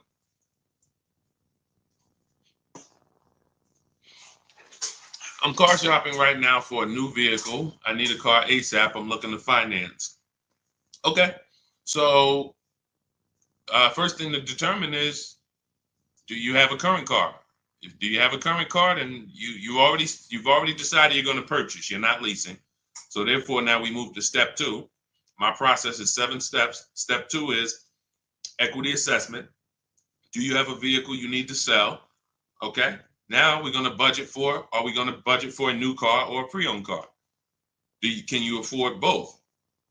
That's the thing. Now, in my book, I have something called the perfect budget calculator. This is where we use the standard interest rates. We put our, preferred down payment in. It could be 0. Some people, you're like, Sean, I could put 3,000 down, but if I don't have to, I don't want to. That's what the perfect budget calculator does. You put in what you could put down comfortably. You put in what can you spend monthly comfortably. You put in what equity you have from your old car. You put that in, and then what it does is it tells you how much you could afford for a car. Could be 22,000, but you get multiple goals, because what you got to understand is, if I spend $400 a month for a 5-year loan, that's less money than if I spent $400 a month on a 6-year loan. So what we do, oftentimes, you can actually budget for a lower price vehicle simply by shopping for a vehicle with a 5-year loan instead of a 6.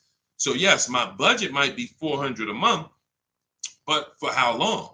So the perfect budget calculator gives you multiple goals, because you got to decide, what can you afford? Can you get everything you want in a new car at your budget? You said I'm shopping for a new vehicle. Can you get everything you need in a new vehicle for your budget? If not, then you got to go pre-owned. And then now what you're doing is you're going to the market, and if let's say you're shopping for a new vehicle, because you said I'm shopping for a new vehicle, what we would do is we're separating the finance from the purchase of the car. See, because I could already tell by your statement, you're going to go in mixing them.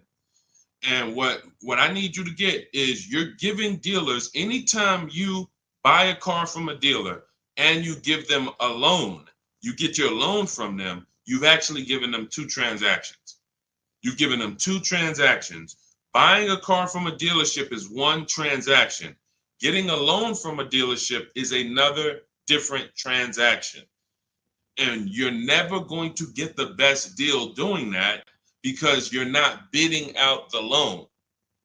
What we do is we bid out everything. Every part of our car buying transaction, we're bidding it out. So we're bidding out, let's say you're searching for a new Honda Civic. Okay, there's 25 Honda dealers within 100 miles of me. I'm talking to all of them online. You use my way, you're doing it by email, copy and paste. You do it your way, you can call around, ask for the managers. But I want to find the Honda dealership that's going to sell me a Honda Civic that I want for the lowest price. Who's going to beat everybody? Now, once I find that person or that dealer, now it's time for me to bid out my loan. My loan gets bid out by me reserving my car with the dealership. Hey, Honda, you already got. See, when you do this, what you're going to get is you're going to get a buyer's order, and you're going to say to the dealer, okay, I'm going to go shop for my own financing, but if you could beat the rate, you can have the business. So sometimes where you're going wrong. Another way you're going wrong is you're not giving the dealer a chance to beat the rate you got. And that's losing you opportunity. And the more people bidding for your loan, the better. And I'm going to tell you how you could do it without affecting your credit negatively. So this is all what I call the bank bidding war. This is in my books, the bank bidding war blueprint, because like I said, we bid everything out. That's how we get these deals that we get, that you see people get. So the point is, we lock up our car, we go home, we have our banks bid, we have online credit unions bid, online banks bid. Whoever gives us the best rate, now we call the dealership and we say, hey, if you can beat the rate, you can have the business. See, if you, it doesn't have, you never want the dealer telling you what your payment is going to be. Your payment is between you and the people giving you the loan.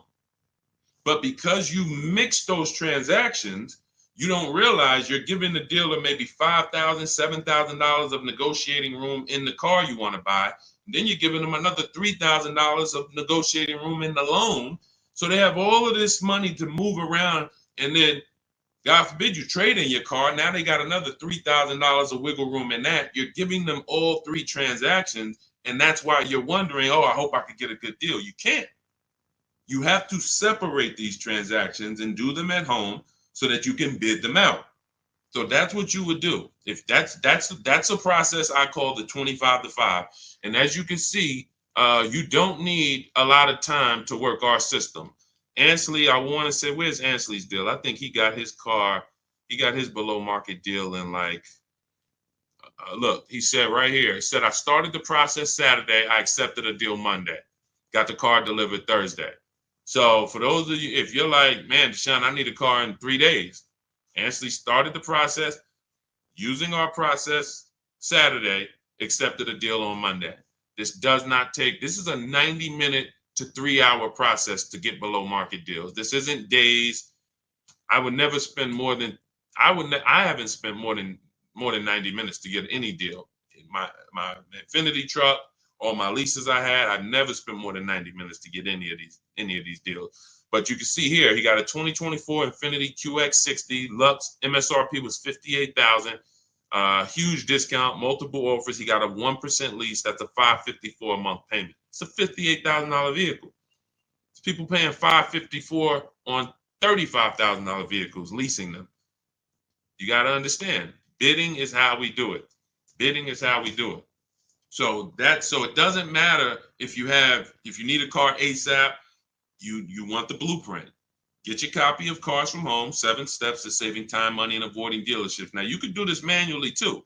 Again, I don't care how you get multiple offers. I prefer you to use our way because our way is proven. We have dozens and dozens of people that we can show you today, and we have hundreds of people you can see all over my pages and the comments who've been using this stuff since 2021. But I don't care how you get multiple offers, just get them. Because the money savings is in multiple offers. If you're looking at a blue used car and you're like, man, this dealer right by my house got this nice blue Chevrolet Cobalt, I don't care. Just understand there are hundreds of that same vehicle all around. And that instead of, see, what they want you thinking is this is the only one like this. So that way you can come deal with them, and then whatever way you can negotiate, there you go. Once you understand that as an ex-car salesman, I can tell you that even the most rare G-Wagon, there's more than one of them. That's the most rare cars. There's more than one of them. Very few cars are one of one. And these mainstream cars, Hondas, Fords, Toyotas, when you see them on dealers, Mercedes, there's hundreds of this same car. My job, your job, is to get offers from multiple dealers so that you find the dealer who's going to sell you the car the lowest. Lock that into your mind. All right. And this is what the Cars from Home system is about. So grab your copy of Cars from Home, 7 Steps to Saving Time, Money, and Avoiding Dealerships. You'll have the whole blueprint. In my TikTok bio, you get yours for 75% off. That's my welcome offer to you. So normally the book's $97. It'll be in your inbox in 2-3 minutes.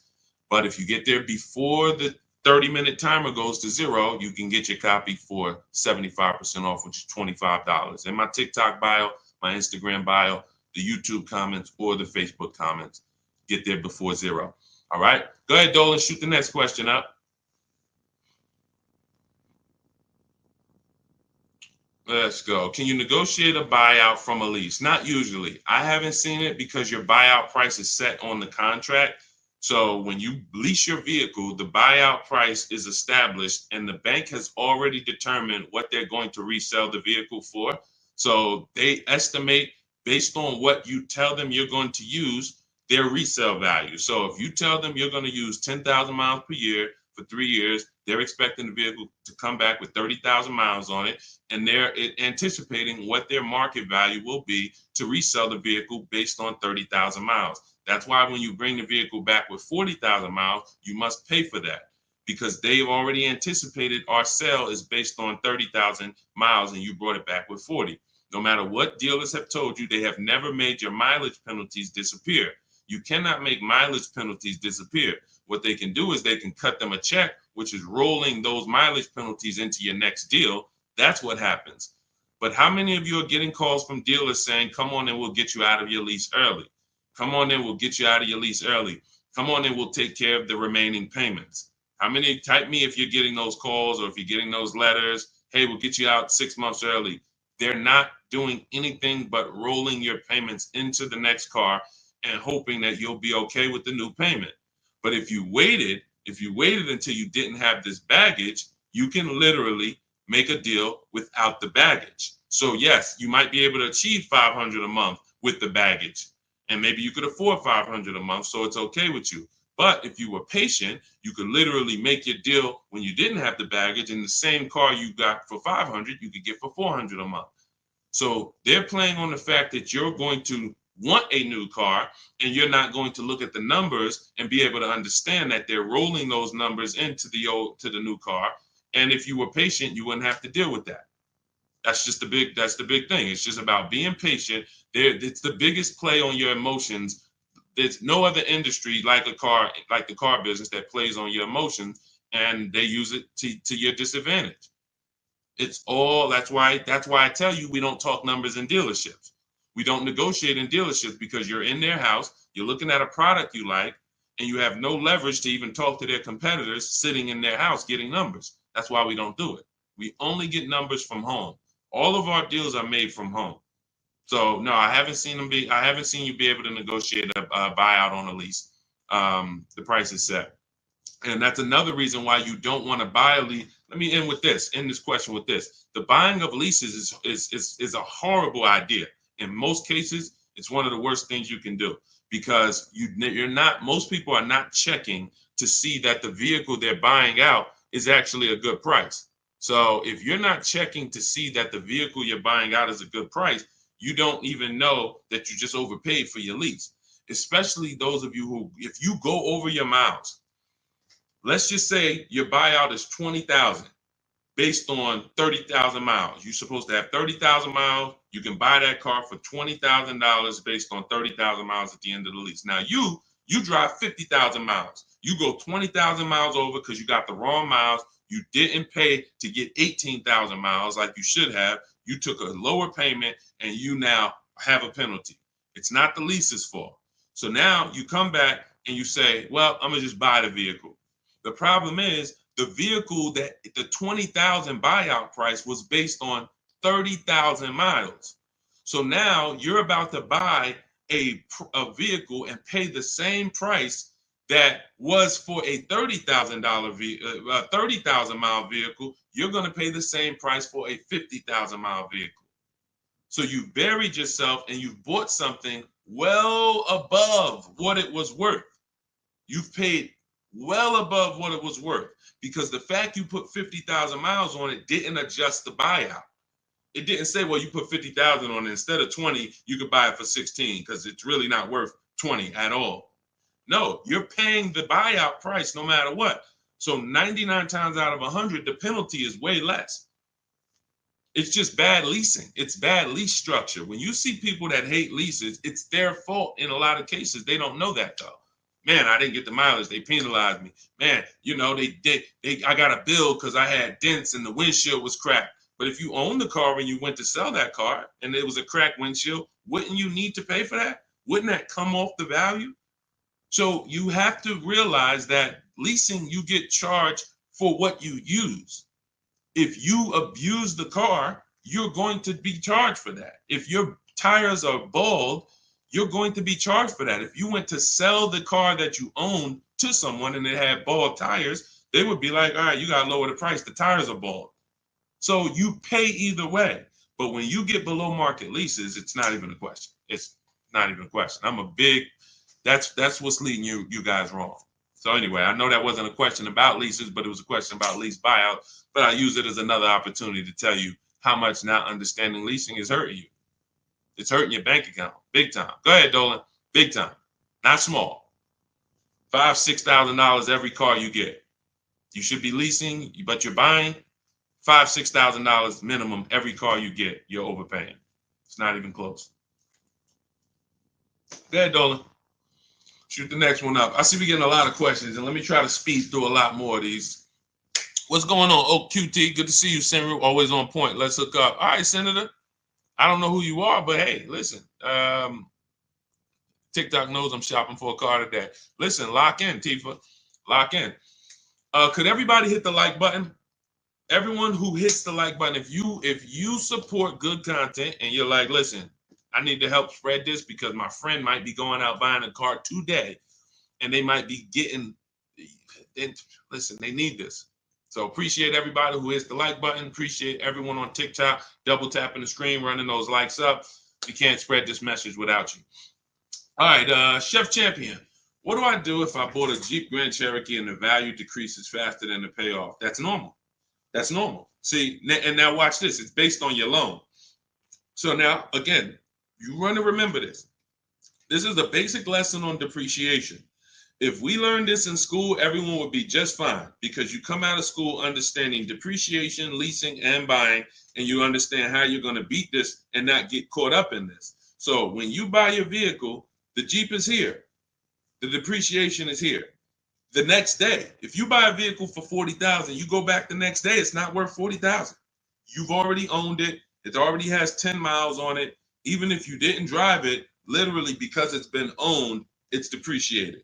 So it went from 40 to 36 the day you bought it, 34 the day you bought it. And so depending on how much you overpaid, it could drop even more. If you should have gotten a $7,000 or $8,000 or $10,000 discount off the car, but you didn't get a discount because you don't know how to make dealers bid and you're trying to negotiate and you don't know about rebates and all that, you overpaid. It doesn't change the fact your car is going to depreciate based on the market value of that car. So when the market sees that some people are getting $7,000 to $10,000 off of the new ones, your 1-year-old one becomes worth even less. So depreciation is what you're trying to avoid, but you can avoid it by, you can't change what the vehicle is going to do. Pay very close attention to this. You cannot change. If a vehicle is going to depreciate like this, there's nothing you can do to change that.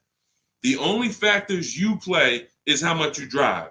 High mileage drivers, you're depreciating like this. Your slope is steep. You're putting 100,000 miles on cars in 4 years. Your car goes from 40,000 to daggone 15,000 in 4 years. Like that's the way you do. Your normal driver is going to look like this. So you can't change that. What you can do is you can say, are you going to keep the vehicle long enough to avoid that? You're riding out the depreciation. Who has a vehicle in here that they've had outside their house right now? Right now. It's older than 8 years. I want you to type the number of years in the chat. Let me know how many years you've had the vehicle in your driveway. If it's more than 8, I want you to type 12 years, 11 years. If it's more than 8, I want you to type the number. Okay, I see you. The next 11 years. No, not 2, Kathy. It has to be more than 8. All right, 12 years. I see you. All right, I see you, Happy. 8 years. Raw Doggy, 18 years. Okay, TT, 18 and a half years. Charlie, 35 years. Okay, so when we look at this, this is how you beat depreciation. This is the goal. This is the goal of the purchase. You need to understand, Chef, that that's the goal of the purchase. See, they're not thinking when their Jeep Grand Cherokee value decreases after 2 years or 3 years. They're not thinking that way. They're long-term.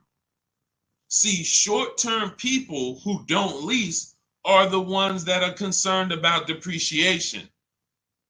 Pay close attention, because you're getting the mindset of why not understanding leasing is super expensive. Because when you're them, you're not concerned with depreciation. TT is not concerned. She's had a vehicle 8.5 years, 35 years, like 18 years raw dog he's had. That vehicle, he's gotten the value out of it. And the more you keep the vehicle, the more value you get out of it.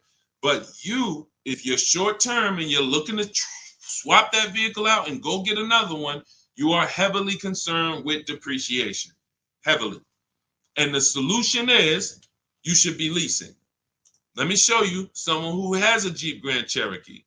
Let me show you. Do I have Raphael? Where's she at? I don't even know if I have Raphael's deal, but I want to pull it in, because this was her second deal using our bidding system. Here we go. Now look at Raphael. So now she gets a 2024 Jeep Grand Cherokee, $45,000 MSRP, $46,000 MSRP, $549 a month. $549 a month. Look, 3 weeks. $549. So now when you look, I'm not even going to show you Zafrina's deal. She got a $65,000 electric Jeep, $579 a month. So when you compare what it costs them to drive these trucks, brand new, no money down, they literally give them $579, drive off. Raphael gave them $549, drove off in her truck. That's different than you buying this whole Jeep Grand Cherokee. Same price vehicles they're buying, call it close to $50,000.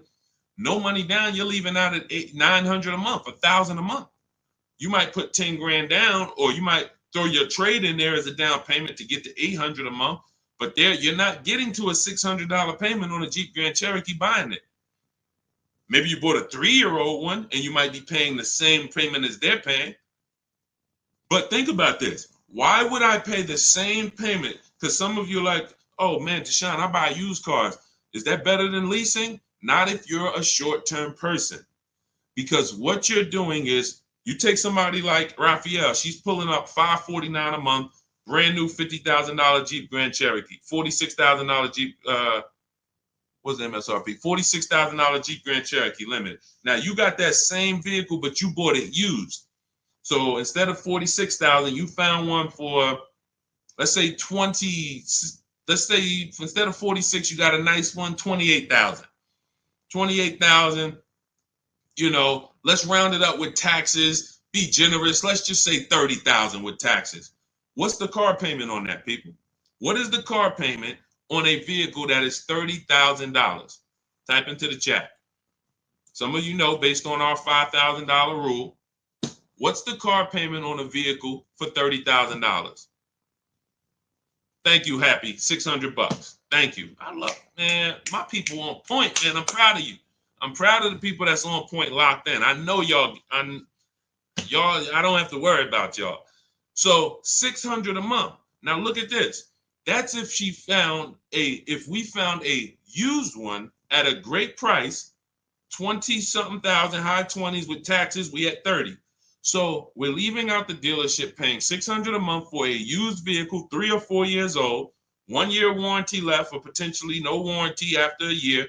So versus someone who's driving a brand new $65,000 Jeep Grand Cherokee electric, $579 a month, or like Raphael, who's driving her limited for $549 a month. She's pulling up next to you in the same vehicle, but the new version, you're paying more than her. This does not make financial sense, and there's no way to justify it because you're not getting the money back. If you were going to say, Deshone, yeah, I'm paying more now, but in 3 years, 5 years, 6 years, when I sell this thing, watch how much I get back. If that was the case, then it'd be different. That's not the case. You don't get the money back that you put into these cars. That's why the people who learn from me, who get below market leases, we're never putting the money in the car. We're putting hundreds of dollars, couple hundred in. We're driving these brand new cars. We get the mileage we need. We adjust the mileage. If you need 12,000, you get 12. You get 18. You need 18,000, you get 18,000. You need 25,000, you get 25,000 mile a year leases. But you don't buy these cars, tie up all this money, not get it back when you trade them in, and then go and do it over and over again and just stay in this depreciation cycle. Just stay in this depreciation cycle all the time. You're living in this depreciation cycle. You're never getting to the people who we talked about 8 minutes ago who are here, keeping their cars 18 years, 12 years, 10 years, where their depreciation is like this. This is the reward for purchasing. If you're not trying to get here, you should not be purchasing. You should be shopping for below market leases. So you can't beat depreciation in the short run, Jeff. To answer your question, to wrap this up, you're trying to beat depreciation in the short term. You cannot do it. The car is going to depreciate, and it doesn't matter the payoff. You could have took a 3-year loan. You would be paying more. Your loan would be going away quicker, but you probably took a 5 or 6 year loan, God forbid, a 7-year loan. Now your loan's not going to move fast at all, but the car's value is always going to move. So the key is, this is step 1 in my book. We need to know, are we putting our deal on the lease foundation or the purchase foundation? How are we going to beat depreciation? Long-term ownership, 8+ years, or below market lease? Those are the only 2 ways. That's the only 2 ways to beat depreciation. That's step 1 in my book, the most important question. Okay? All of this you can get 75% off as my welcome offer to you for getting cars from home, my new digital book, 7 Steps to Saving Time, Money, and Avoiding Dealerships. It's already 5-star rated. You can type it into Google. You'll see all the reviews online. Shout out to everyone who reviewed the book on Goodreads. And the book is just everything I teach. Everything you hear on my streams, it's in there step by step so that you don't have to remember this. So you can go to my TikTok bio, my Instagram bio, the Facebook comments, or the YouTube comments. And if you get there before 30 minutes is up, you get your copy for 75% off the whole blueprint. The bank bidding war is in there, selling leases, high mileage driving strategies, all in there step by step for you guys. All right. Once you get your book, make sure you screenshot the thank you page, though. As soon as you pay, you're going to see a page that says screenshot this page. You can open the book link there, but you'll also have my support team's email, because sometimes you're typing fast and you type your email wrong, and we can't send the book to a wrong email. So make sure you screenshot that page so you can have the support team's email. Go ahead, Dolan, shoot the next question in. Hey, what to do if I'm upside down and need a new vehicle? Well, you can only get out of negative equity 2 ways. This is also in my book. You can pay the difference, or you can move it over, transfer it. Now, the third option with negative equity is you don't get a car. This is what I call the bad credit for people with good credit. Negative equity is the bad credit for people with good credit, because when I was in the dealership, some of you know I worked for Mercedes for 5 years, General Motors 5 years. The only people who couldn't get a car who had great credit was people with too much negative equity. So what you're looking for is you're looking to see, doing the equity assessment, what is the most I can get for my car? Because let's say the dealer tells you your car is only worth $14,000. but you owe $16,000. They're going to tell you you have $2,000 of negative equity. That's why we never get our prices of what our car is worth from a dealer. We do this from home during our equity assessment. This takes us 20 minutes. We go on CarMax.com, Driveway, Carvana, Kelly's Blue Book Instant Cash Offer, AutoNation, and Car Guru, Sell My Car. This is 6 cash offers that we're going to get in 20 minutes. So now these are the most competitive offers we're going to get, and that's going to tell us the least amount of negative equity that we would have. So if the highest bidder from the online buyers pays you 18 and you only owe 19, then you have $1,000 of negative equity. I would come up with the 1,000 and sell to the highest bidder. This is what I call paying the difference. Why is that the first option? Because you can now shop your car deal, get bids for your new car, and you don't have to bring over baggage from your old car. Now, your baggage from your old car wouldn't be a bad thing if you could guarantee that whoever, all right, let's say CarMax wants to pay you 19 for your old car, but you can't pay the difference. You owe too much more than that, and you can't pay the difference. Now you have to transfer, or you have to, use this word we don't use, which is trade. You have to trade. The only time that you can't get bids for your old car to maximize the value is in a negative equity situation. That's why we don't like it. So now, instead of me being able to sell my car in the open market to the highest bidder, I need the dealership that I buy a car from to add my negative equity to the deal. And the bad part about it is there's no guarantee they're going to give me the same thing Carvana was going to give me. If Carvana was going to give me 19 and they were the highest offer, there's no guarantee the dealership that I'm buying from could match Carvana's offer. In most cases, they can't. They're going to say, hey, that was Carvana. It's worth 19 to them. It's only worth 17 to us. That's the most we could pay. And they're not lying in a lot of those cases. They can't. First of all, they've already won the bid to sell you a car. They beat all their competitors. Now we want them to win another bid and beat all the people who wanted to buy a car from. That's just not going to happen in most cases. So you end up with more negative equity when you have to trade, because the dealer who ends up able to, absorb your car does not have, can't pay you what some of these online companies can. So I always say, get the online companies buy offers first. See if you can pay the difference. That's going to be the least amount of negative equity you have. That'll allow you to move with no baggage, and that's going to be the best thing for you. Now, that's the 2 strategies in my book for negative equity.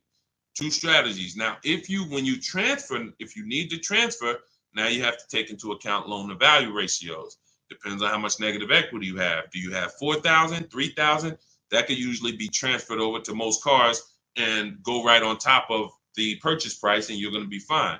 But if you have $10,000 or $15,000 of negative equity, there's not many cars that you can switch over to, and it's going to allow you to absorb all of that unless you get a big discount. If you get a big discount, you look at somebody like Milligan. Milligan gets, $27,000 off her. Where's her deal at? She gets $27,000 off her Mercedes EQE. It was $79,000. She ends up getting it for $51,000. That's bidding. She gets all the discount and all the rebates. And now you look at somebody like Kimberly. Kimberly gets $20,000 off of her Maserati. $86,000 vehicle, 87. She gets $20,700 off. If she had to roll over 15 grand of negative equity to this deal, she could do it. So the bigger the amount of negative equity, the more you need to search for a car that the best offer on it, the below market offer on it, gives you a lot of rebates, a lot of discounts, 7, 10 grand, 12 grand off, so that you can roll that negative equity over. And 99 times out of 100, you should be rolling it over to a lease, because once the lease is paid off in 3 years, you're gone, and the negative equity is gone. And it's a hedge, because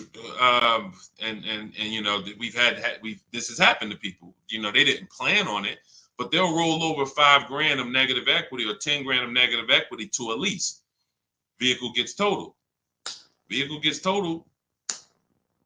Gap insurance kicks in. They go out, they get a new car, and they're fresh. So with a lease, you're burying the negative equity into the lease, and you're paying it off in 3 years, and then you're fresh. And in the case of a, God forbid, total, or the vehicle stolen and not recovered, it's gone. Negative equity is gone. So it's the best way. Going from a negative equity situation to another finance makes no sense to me, unless it was an emergency and you had to switch cars. That's the only time, like you were planning on keeping the car 8 years, 10 years, but there was an emergency. Maybe your wife had triplets and the car doesn't work anymore. Now you have to go and get a bigger car, but you're a long-term person. That's the only case. The other cases, you should be flipping negative equity into a lease. That's the solution. Go ahead, Dolan. Great questions, great questions, great questions. Have you explained the lease? Well, the lease is very simple. It's for short-term people, and short-term means I'm not keeping my car long enough to ride out the depreciation. See, short-term is not a 5 years, 8 years, it's 3 years, no, it's the depreciation curve looks like this on a car. So a short-term person is not going to get here. You're not keeping your cars 8 years to where you're going to ride out the depreciation and now you're not losing value. Car's paid off. You got a great asset in the driveway, and you're going to keep it for another 2, 3, 4, 5 years to get the most money out of it. That's the purchase route. That's how you're beating depreciation there. Leasing is for people who are going to, you've been taught that you should buy, even though this is your ownership cycle. This is your ownership cycle. It looks like this. I buy a car, it loses 50% of its value in 5 years. I go and I do it again. Trade it in, replace it, do it again. Every single car I buy, I'm losing thousands and thousands of dollars in depreciation. Then I go and do it again. I never let it cool off. And I'm putting a lot of money into these cars because I buy the whole car. $40,000 car, $25,000 used car, whatever. I'm putting all the money into these cars, and then I'm replacing them before the depreciation cools off. Leasing is how you is for you to get off that roller coaster, get off that sliding board. That's a losing battle, and you're paying thousands and thousands of dollars more for that right. You're paying for that privilege that gives you no benefits. No benefit. You can see, and that's the reason why I teach about depreciation, so that you can understand when people say, oh, well, I like to buy my cars because I want to drive as much as I want. They don't understand. If you bought a car for 40 and you put average miles on it, this is how it looks. If you bought a car for 40 and you put high mileage on it, this is how it looks. It doesn't stay like that. It goes down. No matter what you pay for, how much you drive on a car, even if you own it.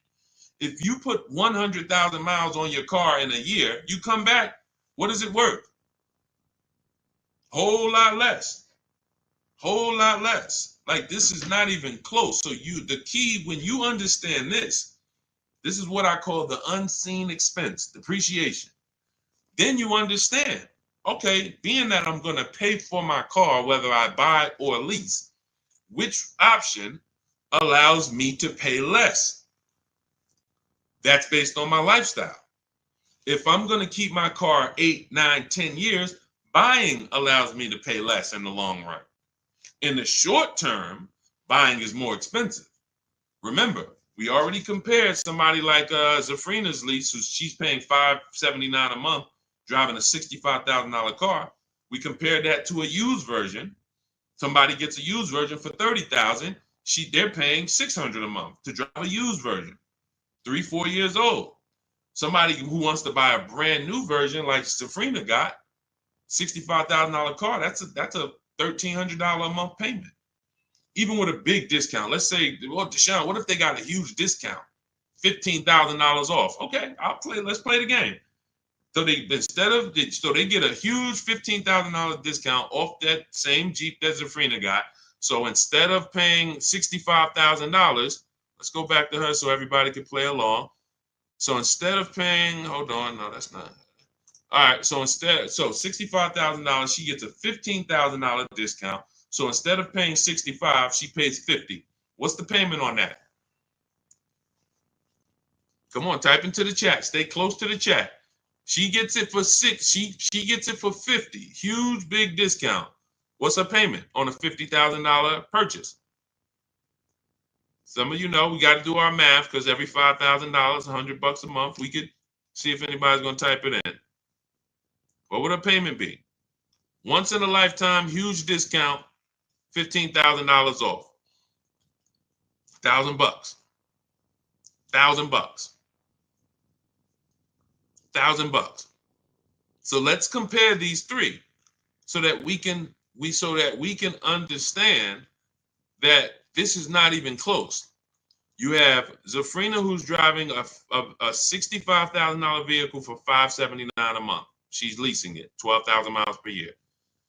If We compared a used version of this vehicle that we basically took half price. Let's say she's magically found a great used vehicle with good mileage and magically found it for half price. We already know that ain't gonna happen.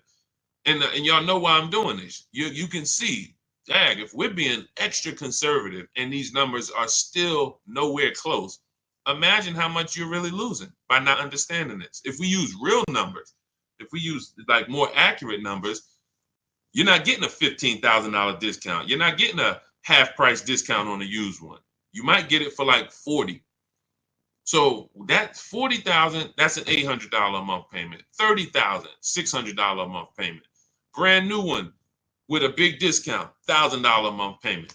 None of these are close to what Zafrina's paying at $579 for what she's getting. Driving a brand new vehicle, not tying up her money, driving a brand new vehicle. No, so that's what I'm saying. The reason why leasing versus buying is step one in my book is because if you buy, but you should have leased, you cannot get a great deal anymore. You cannot. That's why you're like, you may write me and be like, Deshone, man, I figured out I shouldn't be buying anymore. Should I stay in this car? Or should I switch to a lease now? There's no benefit in you staying in it. If you can swap from a finance to a lease or from a purchase to a lease right now, you should be doing that right now. There's no benefit to staying in a finance if you're not keeping the car long enough to get here. You're just delaying the inevitable, putting more money into the car, driving less car than you could be driving for the money you're paying. There's no benefits there. No benefits there. So that's it. Everything we're talking about is in my new digital book, Cars from Home, 7 Steps to Saving Time, Money, and Avoiding Dealerships. Our entire process is called Cars from Home. 90% of what we do to get these below market deals is at home with a computer. So you don't need to be a great negotiator to get these prices that you're seeing people pay. You do need to have the blueprint, and Cars from Home, my new digital book, is the blueprint, and you can get a copy for 75% off. It's normally $97, and it's worth every penny of $97, but $24 is better. If you can get to my bio before the 30-minute timer goes to 0, you can get your copy for 75% off, which is $24, and you'll have everything we're talking about, everything we haven't had time to talk about so far: leasing, buying, below market deals, purchases, below the bank bidding war, where we have banks and credit unions bidding. All of this is laid out for you step by step in the book. So grab your copy in my TikTok bio, my Instagram bio, the YouTube comments, or the Facebook comments. Get there before 30 minutes is up. Okay, go ahead, Dolan, shoot the next question in. Body envy sculpting. What if you drive a lot of miles with a lease? That's very simple. You're still depreciating your vehicle whether you buy or lease. So let's just say you are driving 30,000 miles per year, but you're buying. You're destroying the value of your car. So you're paying for that. If you were going to sell a car today and it was 30, it had, let's say it's a used car, it has 40,000 miles on it. You go out this year and you drive another 30,000 miles. When you come back, you just, whatever you were going to sell the car for with 40,000 miles, forget it. Like, you put another 30,000 miles in 1 year, your value just dropped tremendously. High mileage drivers, you are getting killed the worst with depreciation, because you get these deals and you structure these deals like you're not a high mileage driver. That's why when I was at the dealership, some of you know I've spent 14 years in dealerships, 4 years in my own brokerage, 5 years in Mercedes, 5 with General Motors. So when I was in the dealership, people would come in, especially when Uber first started, and they would have like a 5-year-old Honda, but it had 250,000 miles on it. And that wouldn't be a problem, except they still owed like 12 grand on it. That's the problem. So it's not that you're structuring your loan in a way where you drive The only way for you to not have big negative equity every deal, 10 to 15,000 or more, is you would have to be putting that money down. You would have to be making large down payments to stay out of negative equity, being a high mileage short-term driver who's trying to replace their cars in 3-4 years, because it's inevitable. And then um, you'd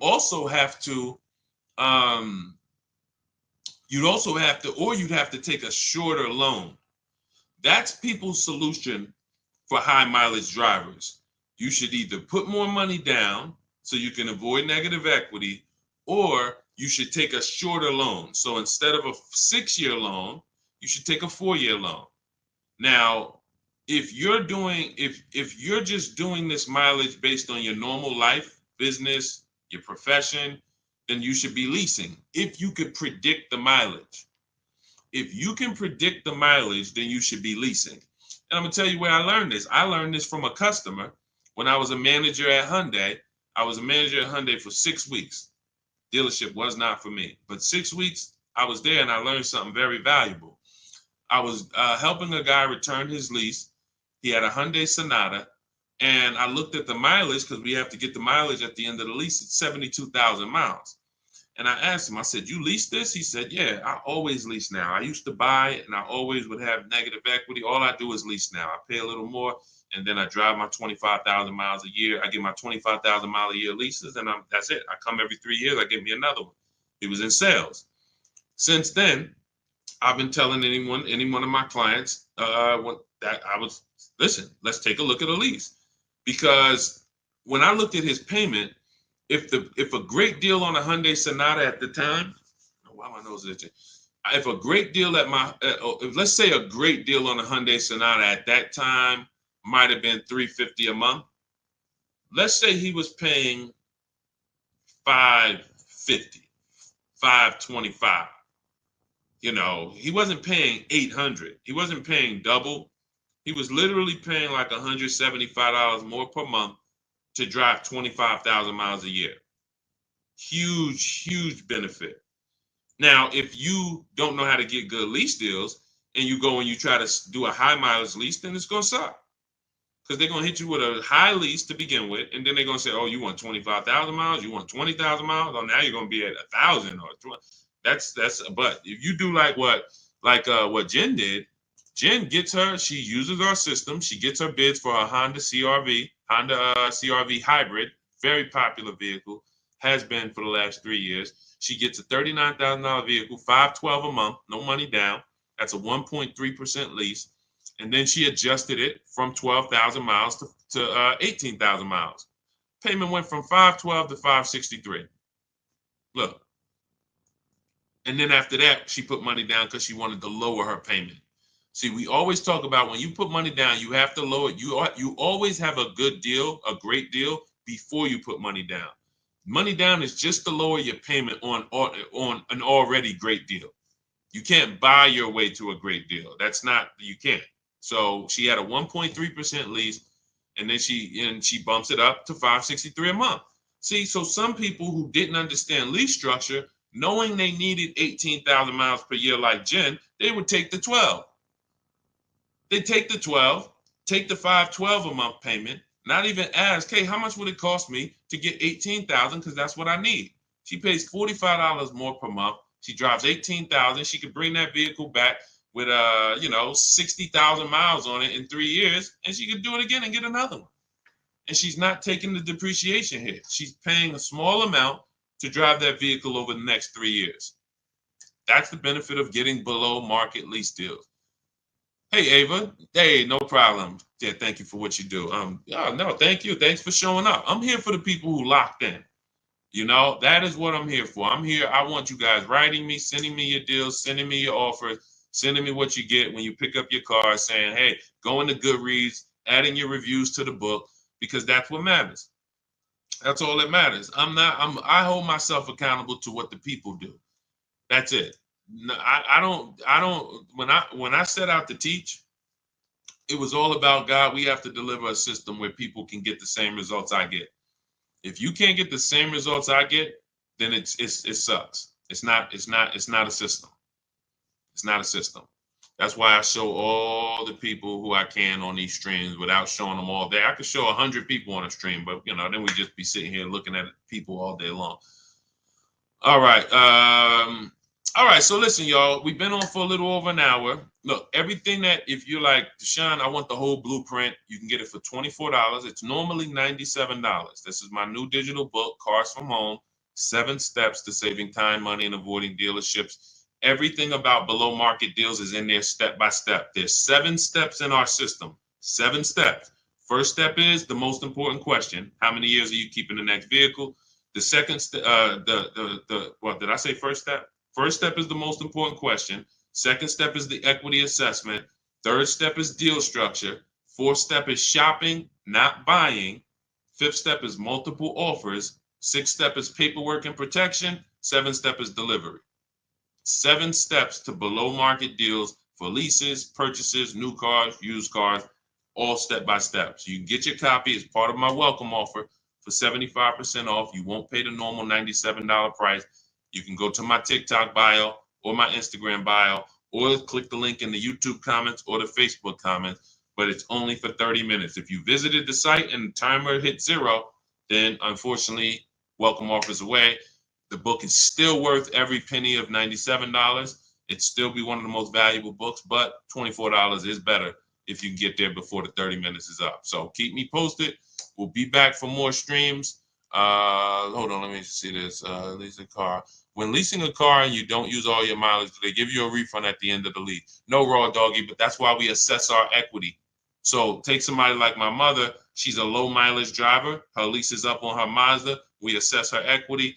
If the vehicle has retained value because of the lower mileage, we're going to sell that and put money in her bank account.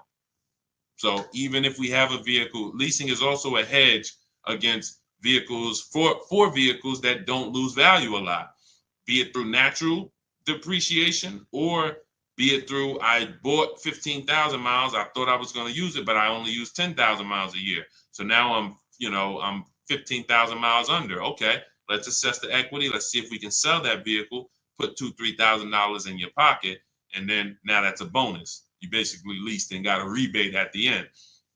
Kind of new to this, where's the bio to get your book? Raw Doggy, you click the picture of me on TikTok. There's a picture of me right up here. If you're on Instagram, same picture of me. It'll take you to my profile, and you'll see a website there, a link. There's a link there, and then you click that, and then click the button that says 75% off new book. Okay, all of you who have been asking about the Shop with Deshone program, you can certainly go to my bio and see if you qualify for that. I do shop with certain people all around the country for people who want a more personalized learning experience. Some of you are done with you. You might be a done with you person. So if you're a do-it-yourself person, that is the blueprint. Cars from Home, 7 steps to saving time, money, and avoiding dealerships. That is the blueprint. But if you're a done with me person, if you like to do things with people, personally, then you could also go to my bio and you can get information about the Shop with Deshone program. I don't care how you do it. Just get in where you fit in, get multiple offers, unlearn what you've been taught, or I can't even say what you've been taught. If you think about it, no one taught you to buy a car. They programmed us. We didn't go into school. We didn't learn. This is how it was like. It was a programming. So that's why we have to unlearn that and relearn the new way. And then, the success is guaranteed. So God bless you. I will see y'all on the next stream. Everyone who got the book, congratulations. Use it. Win all day. God bless you.